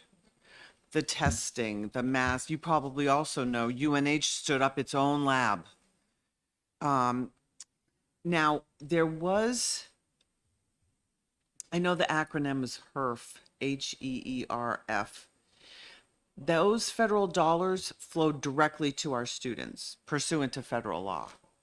And almost all of our students, the only requirement for those dollars was you had to have been impacted by COVID. So the way we set it up, pretty much all of our students got federal dollars.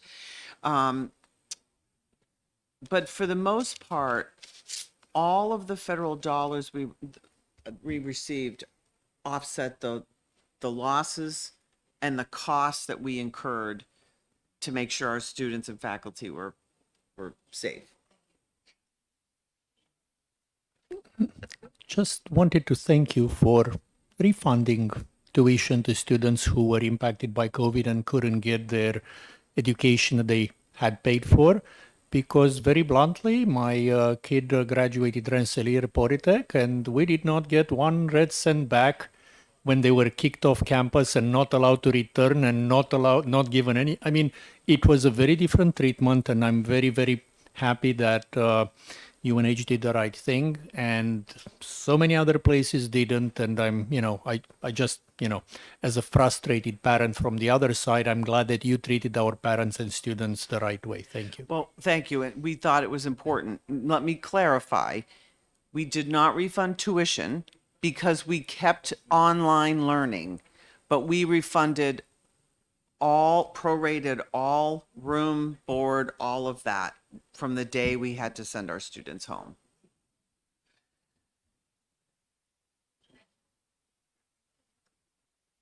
So what happened to the support staff that supported the, like food service and whatever? I mean, you had to send them home too. I mean, it's, Yes, there were federal programs though that helped with that.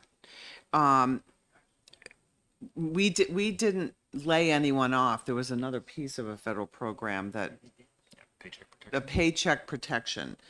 So there were federal dollars that helped with that. But yes, those folks that have direct care, if you will, that's right. They didn't work for a bit. That was the spring of 2020. And I can't remember, did we bring our students back in the fall of We were 20? around in the fall, yeah, certainly Yeah. restricted programming, but people were on campus. Right. And I mean, it was those folks who really did yeoman's work ever since on trying to make that work in a very difficult environment. Because we heard from students wanted to be back, and we did everything we could to bring them back, even though it took a little while to get programming back to what you're seeing this semester. But There are just a couple of appendices slides that I want to make you aware of. One has to do with that Granite State merger. That is more work than one might think, because we're taking a separately accredited college and merging it into another college. But it's on track. After June of 2023, anyone who graduates from Granite State College with their degree will say the University of New Hampshire. And then on slide 17, it's important to note we have a very good partnership and working relationship with the community college system. I meet with Mark Rubenstein every other week. House Bill 1530, which was signed into law last session, requires us to partner to have at least the 30 top programs have a seamless pathway for students who go to any community college to transfer in to one of our schools. So we're working on that, and a lot of other just maybe I'd call them administrative partnerships, procurement partnerships, contracts that we're working on together. So that's become a really good partnership relationship with the community college system.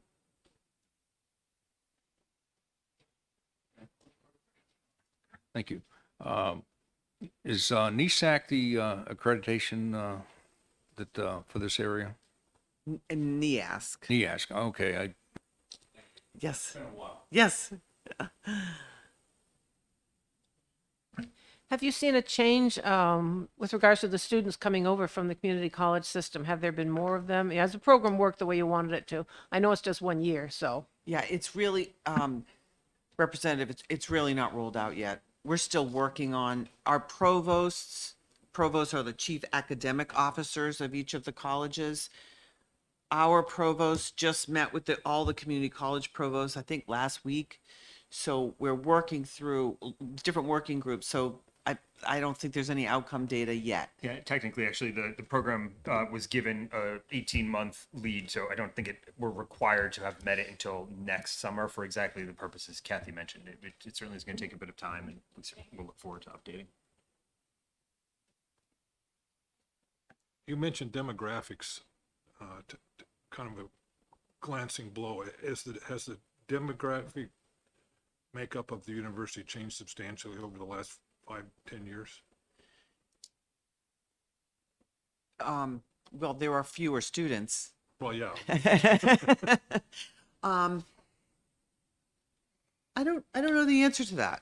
I think we can look, but I would say there are probably two things that most likely true. I would say we have become more diverse over the last 5 to 10 years, and I would say we have students with higher degrees of need, and that need is, you know, broadly defined. Do they need additional support as they come to us? Certainly, folks who have worked on some of the education challenges in K through 12 might see some of that coming along. Those students with coming increased financial need. I'm sure Kathy talked a little bit about that as part of the main portion of the presentation. So I do think the demographic has shifted a bit in those couple ways for sure, and likely that we probably have more female students today than we did back then. Thank you. Just want to ask about your international students. I know when I was at Southern New Hampshire University, we really worked hard to get a lot of international students. Are you doing that as well? Because they pay full boat. Yeah, I think the Pretty international much. students bring two things. They bring diversity to our classroom and experience, and certainly often they are paying high levels of tuition. There have been changes on the federal level regarding visa requirements and others over the last 3-4 years, plus the COVID complication, that has made that a much more challenging environment for all of higher ed, us included. Yeah, so certainly still trying, but there are new challenges that, again, all of higher ed is trying to navigate.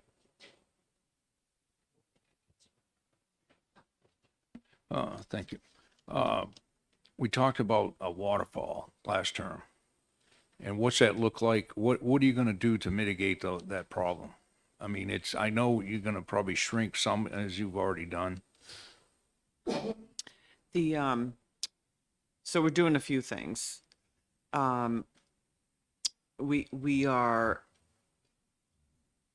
doing work to see if there are ways to share academic programs across our institutions, ways to use technology.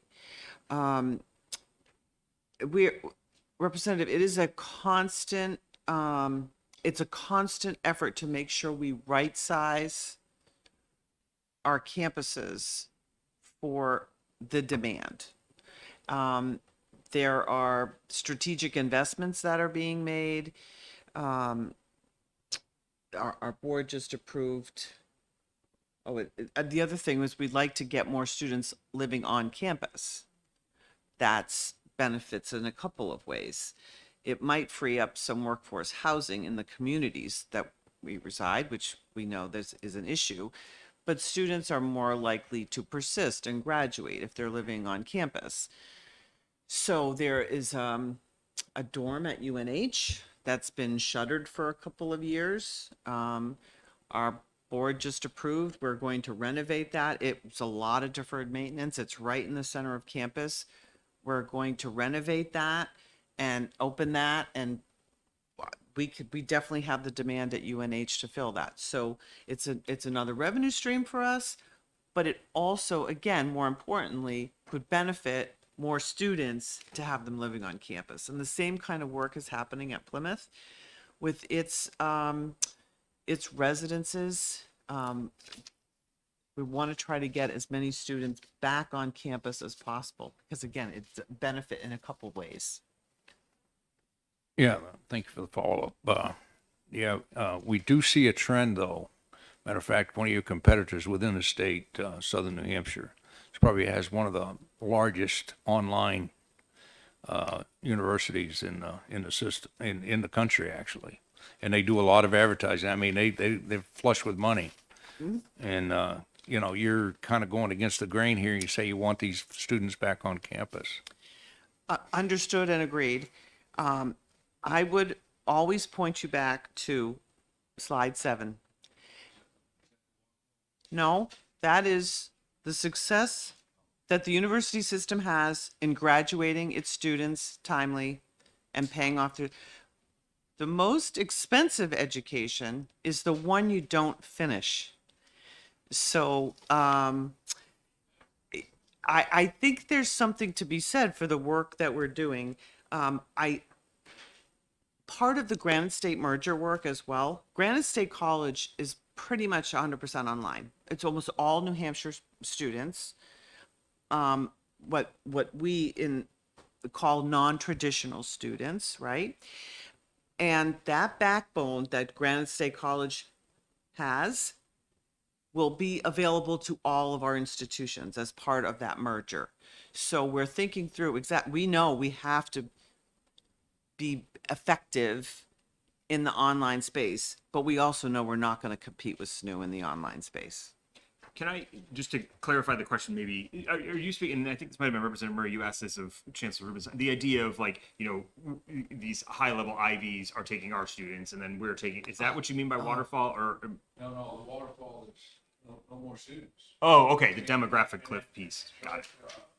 Yes, okay, yeah, The K-12 job. yeah, for sure. So it, 26 is the predicted. yes, Yeah, great. yes. And actually, I didn't include it in this, but you're right. We talked about this last two years ago. Time eludes me now with COVID. But we have to get to 26. And then if the demographic predictions are right, then we level off. So we have to plan and right size to the number in 26. And it's a constant effort at the university system. I think I'd to add do that. I'd add to what Kathy detailed, which is exactly spot on what we're doing internally, right? And I think I'll try and channel my boss, President Dean, and what he might also add to this. We also need to do a better job competing across the region. If you look on slide 12, that sort of shows, yes, New Hampshire has an acute problem. Our region has an acute problem, and everyone is competing. And part of what we're asking the state for this year are some additional dollars to help us do that, as I'm sure Kathy outlined to a degree, in two ways we'll talk more about next week. But we need to do a better job showing our students they'll succeed if they come here. So that's our graduation data. That's our loan repayment data. It's also surveys we do where right now our most recent data is about to come out. 96% of UNH graduates 6 months on will say they are succeeding. They are either have a job or they're continuing their education. Right. And that is actually up 12, 13% from a few years ago before we invested in career placement services that has helped our students both as interns and as graduates to get into the workforce, ideally our workforce, but to get into the workforce. Our ability to show that compared to our competitors in other states whose rates aren't as strong helps us to bring folks in. So at the university, recently brought on board a chief marketing officer whose sole responsibility is to look across our programs, also provide some assistance across the system to say these are the areas that we know we're growing using data from either employment security here or otherwise. These are areas where we think we can supercharge our work, bring more students to us from New Hampshire and around the country, and ensure that we continue to have vibrant institutions that can do this work. And then the other piece, of course, is the financial aid challenges and what we can do to bring dollars in with your support to ensure that students across New Hampshire who want to attend our institutions are able to do so. So it's both sides. It's right sizing internally and it's competing better externally. Mr. Chair, it's just a quick follow-up to the previous comment you had about the impact of both visa policy and COVID on your ability to attract international students and, reap the benefits of the higher tuitions and the diversity they bring on campus. Obviously, those are two things that happen at the same time, but one is more permanent than the other. One would hope that slowly over time we'll recover from COVID. God knows if the feds will ever allow us to recover from their policy. Can you split a little bit the impact of the two? Because again, one of them is temporary, one of them is permanent. I'm just trying to understand whether this is something that we hope will improve later or the visa really will depress it for the long term.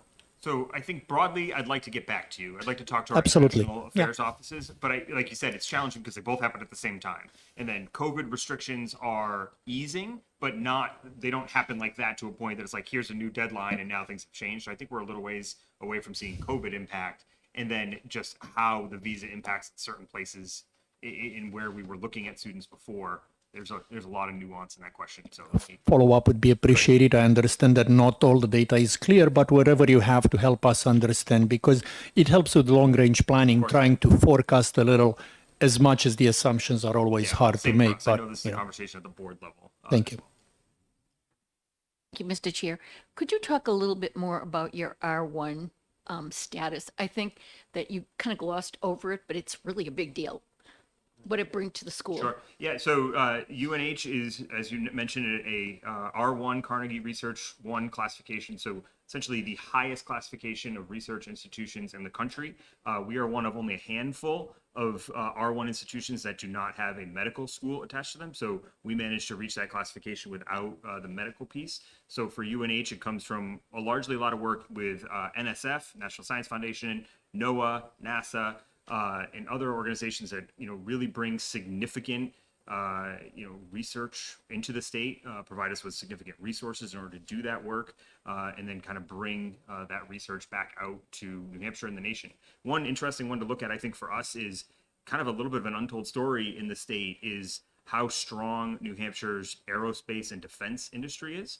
If you actually were to look around the state at how many jobs exist in that industry, and I think you can really correlate it back to the fact that NASA has been a close partner with UNH since the 50s. We have been on NASA missions since 1957, I think.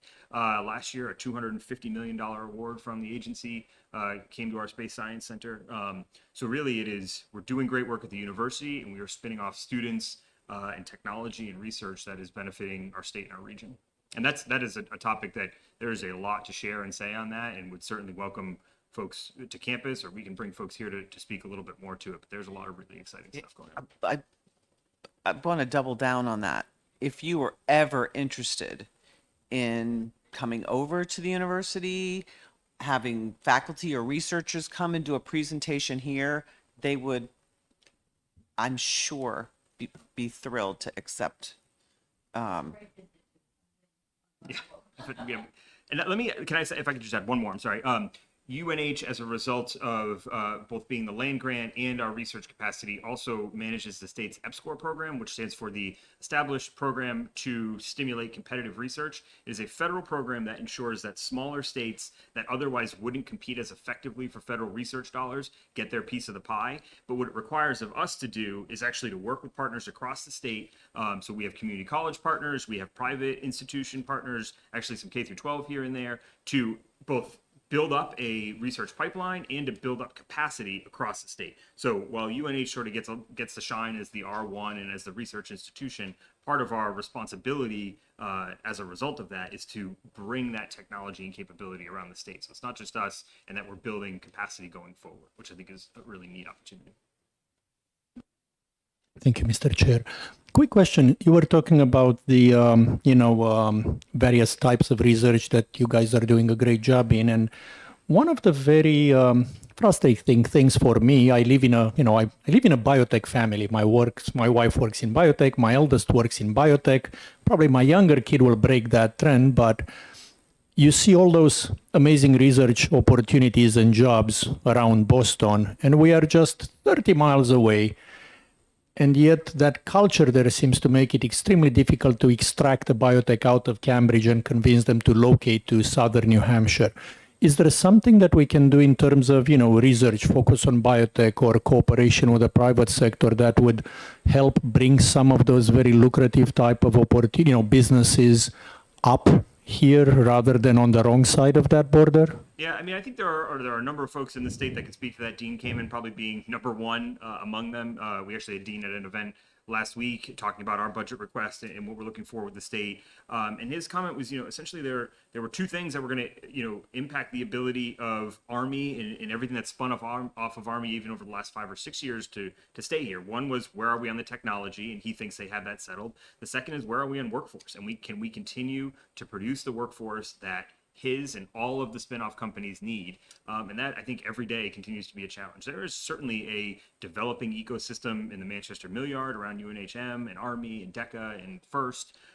There's work to do, though. And, I think Dean is part of a collaborative organization. I don't want to get over my skis on this, but I know UNHM is part of it and others on building out essentially a bio-life science essentially consortium, and that might not be the right word for it, but how do you get all the folks in this state that are working on this issue around a table to talk about everything from workforce to housing to how do you incubate the right companies and find them places to spin off so that they can stay connected. So there's a lot of conversation to be had about it, but certainly the message we're getting is workforce is a top priority. And if talent isn't there, then that's why you're going to start looking at other. I places. appreciate it. A lot of the talent is here. They just drive south. I mean, my family, again, we both live in Windham and they work in Mass. And the other thing is, it really, really sucks having to live in New Hampshire and pay Massachusetts income tax because you cannot find a similar job in New Hampshire. And it's kind of a chicken and egg problem. So I know it's complex. I don't want to, take too much, but I appreciate your insight. Can we go back to the demographics? You're planning for dropping enrollment and, those sorts of issues. Used to be, back in the day, everyone was kind of geared towards going to college, and that had a negative impact on the trades and all that sort of stuff. Now we're really pushing, we need the tradespeople, we need that workforce. So is that also potentially a decline for you? And I just always have to say, I mean, there's this one girl at Dartmouth, leaves Dartmouth with $120,000 of debt. All she wanted to do was teach Pilates. And she did not need to go to Dartmouth to teach Pilates. And so can you just address the disconnect and how you're planning for the future in directing students away from a four-year college if they don't need it? So we are tracking not just demographic decline, but also loss of market share. That's what that is. That's what we're talking about, loss of market share in addition to the demographic decline. You're absolutely right, Representative. Everyone doesn't need a four-year degree. So I don't know, though, that we are counseling students that come to us on not achieving a four-year degree. But we recognize that the world is changing, right? That's why we have the partnerships with the community college system. It could go the other way. You could have a student who is interested in being in the trades, and then after 2 years, maybe they want to go on and understand how to open their own business. So they want a business degree in addition to. So I think the partnerships with the community college system will continue to be impactful. I think too. So there was a piece of legislation this morning on DCYF currently runs a foster children's waiver program at both USNH and CCSNH. I think right now it's 15 students a year who are either in guardianship or had recently left guardianship have a tuition fee waiver at both of our institutions. The legislation would bump that to 70. In addition to the change in the number of waivers, the other change was to change the age that a student would be eligible from either 22 or 23 to 27 or 28. I don't have it right in front of me. But it's this idea, and actually a young woman who recently left care testified to it, is I wasn't quite ready at 22 or 18. I was ready when I got to 25. I had some work experience. I knew I wanted or needed to advance my education. I think part of what all of our institutions are doing, and the Granite State merger is a big piece of this, is ensuring that we can put our opportunities online and continue to meet students where they are. Be that night classes once a semester, be that more rigorous, some in, some out. But our ability to evolve where we serve the market is also, I think, a part of how we look to the future. Thank you, Mr. Chair. Thank you for taking my question. I know a little bit about the private educational higher ed space, and from some of those recent meetings, there's been a big focus on future academic areas that maybe weren't being taught 50 years ago, and that suddenly can create a real economic opportunity for an institution if they can diversify in such a way that they don't have nearby regional competitors. Specifically, I hesitate to bring this up, but the thing that I'm thinking of is that I know there's like an esports team academic kind of focus, trying to get more kids into coding and to be involved with these sports teams. Is that something that the university system is looking into or considering in the future to try to diversify its distinctive qualities from its neighbors? I know Plymouth is. Plymouth is evaluating robotics, and I don't know enough about the topic, Representative, but has been a conversation about the e-gaming. So I know those conversations are happening. I don't know what the status is of the programs. There might be at least a class. Yeah, I know President Burks absolutely is working on the robotics. And actually, I think they just hosted the first. Uh, and so I know that's an interest at Plymouth. And I think part of that question too is how do institutions also look at what those kids are learning and are interested in and be sure to offer them opportunities to what would be next, right? And so for, a program at UNH is the interoperability lab. So we are a national leader in making sure essentially that your cell phone can talk to your computer, for example. The federal government does not buy a piece of technology today that isn't actually cleared by our interoperability lab beforehand. Every single student that goes through that program on campus has a job on graduation, right? So it is ensuring that students have opportunities through, summer programming, camps, and things like that when they're in lower grades to say like, oh yeah, there's an opportunity for me at UNH or in New Hampshire to do stuff that I'm interested in. And I'm seeing kids from around the country and around the state that are interested in the same thing. I want to continue my education there. So it gives them sort of a way to take that and go to the next step. Representative, what's esports gaming? I mean, is this betting or is this competitive gaming? What does that mean? Mr. Chair, is it okay if I answer? Okay. So it's exactly what it sounds like. It's electronic sports, and it's a competitive intra-school league of athletes who video game different sports against each other, and there is a huge market for this internationally and nationally, and bringing these teams on campus can not only help with your Title 10 commitment, Title 9 commitments, excuse me, for women's athletics or, co-ed athletics, but it also helps, it serves as a gateway for some of that higher ed institutional instruction for, coding and mathematics and, strategy in terms of, leadership and athletics in a different vein. So That's good.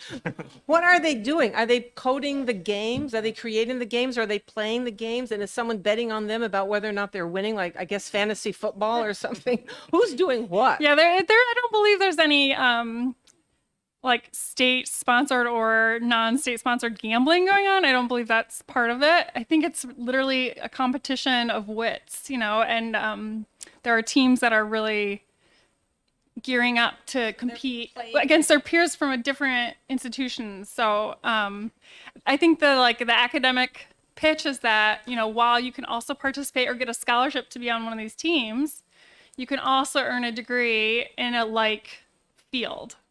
So it's an interesting marketing, diversification that some schools are trying to embrace to really kind of think future forward, about what could make our school more competitive in the future and meeting students where they are. In fact, there are students right now who are really into these opportunities. So, and it could really bring a whole different kind of student to your institution or make you more competitive in grabbing some of those really high intellectual thinkers onto campus. Which is about gamers at Harvard and MIT. Yeah. and it's just exactly what you're saying. And just to add something, color here, and excuse me for taking your public hearing away. Look, it's a professional sport. Actually, right now, the money in it is starting to be better than the Major League Soccer money for, athletes. And they are people who are considered athletes and they just sit in front of the computer. You pretty much train for it in your mother's base, the traditional stereotypes. But it's actually a professional leagues, professional sports, lots of sponsorship money. The reason why we are not very much aware of it is that I can assure you that everybody at this table, maybe other than Mickey, is kind of outside of the age group that is actually monitoring those things.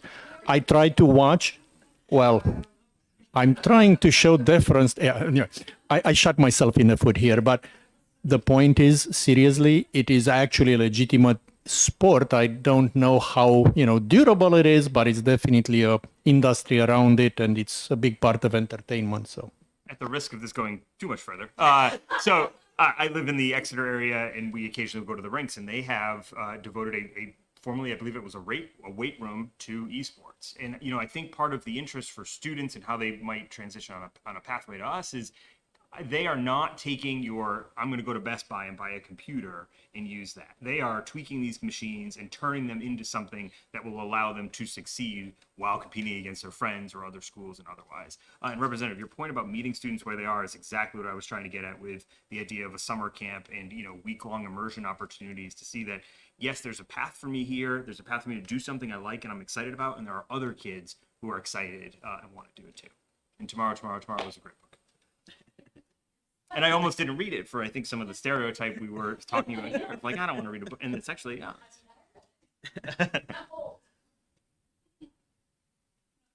I'm just going to pass along a little anecdotal information.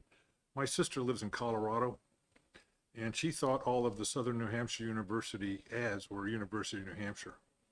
So you're getting some good PR out of that school too. And as far as this, I'm going to come back to this. There's no such thing as bad PR. The adage in the media is just spell my name right. If you're saying bad stuff, I'm still getting PR.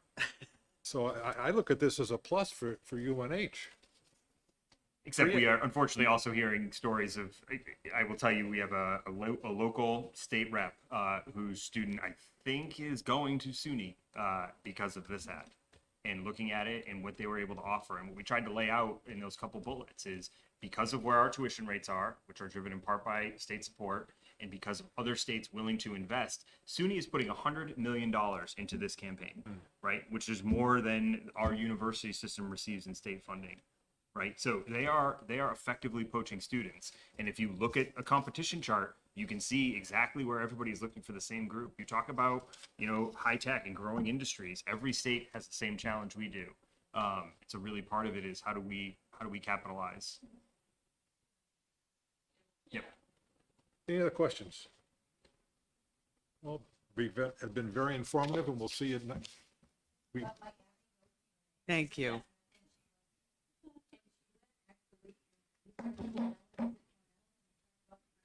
Yep. Mm-hmm.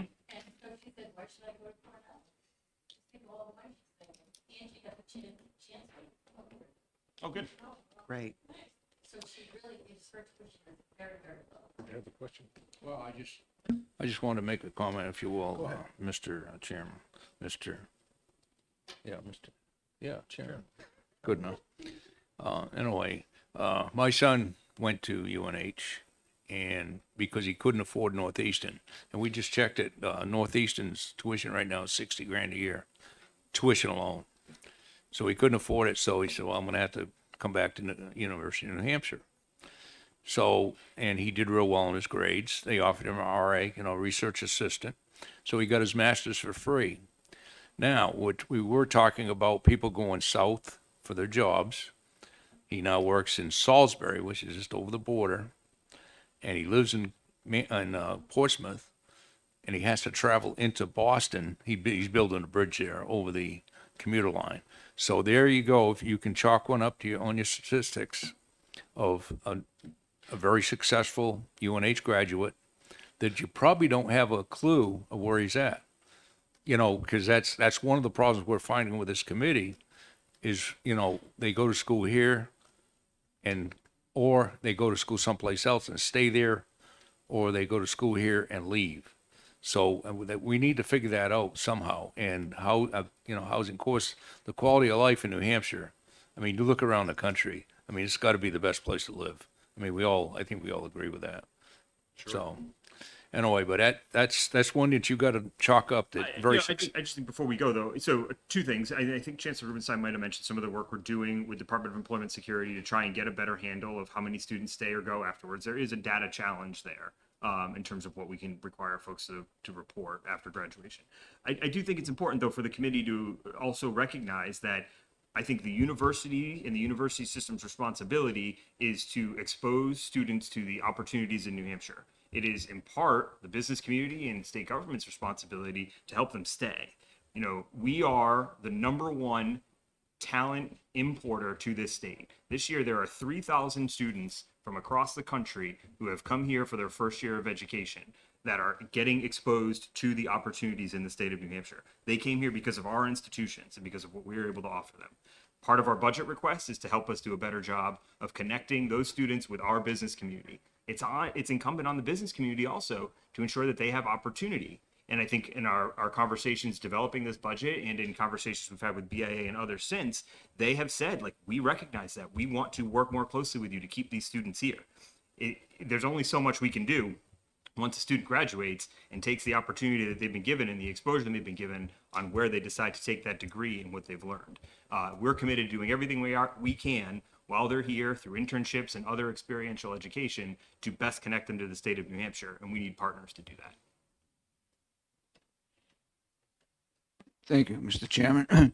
This came up a couple of cycles ago, and I don't know if there's any progress been made in it, but how are we doing as far as commercializing research and research discoveries? Yeah, actually, because it came up a couple times ago, I reached a Chairman Weiler question. I actually reached out to our colleagues at UNH Innovation. So last year, we brought into the university about so this is fiscal 22, $1.8 million in licensing revenue. So that is taking the innovation that's developed by being an R1 and working with the inventors to put that technology out into the state and beyond. So that's grown from about $860,000 in FY17, like I said, to 1.8 in fiscal 22. That's progress. It is, for sure.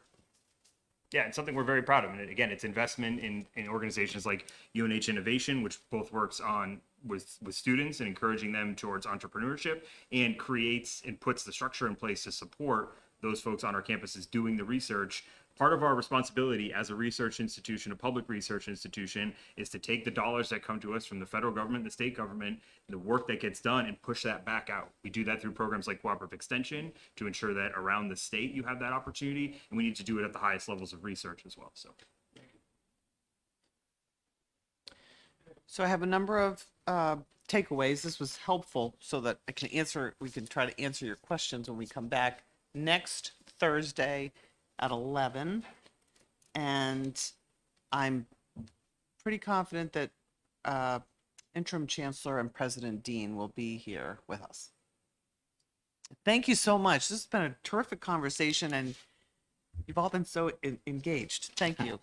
And the head count thing, I was curious, when you said 480 took early retirement, what was your top head count before everybody took the retirements? Our total full-time workforce is about 4,000. Okay. I'll drill into that. I'll bring some more information on that as well. Like our total full-time, we have also 10,000 student employees. So there are lots of employees, but we're just under about 4,000 full-time employees across the universities, again, including Cooperative Extension all over the state. But those are primarily at UNH, Plymouth, and Keene. Okay, thank you. Thank Thank you. you all.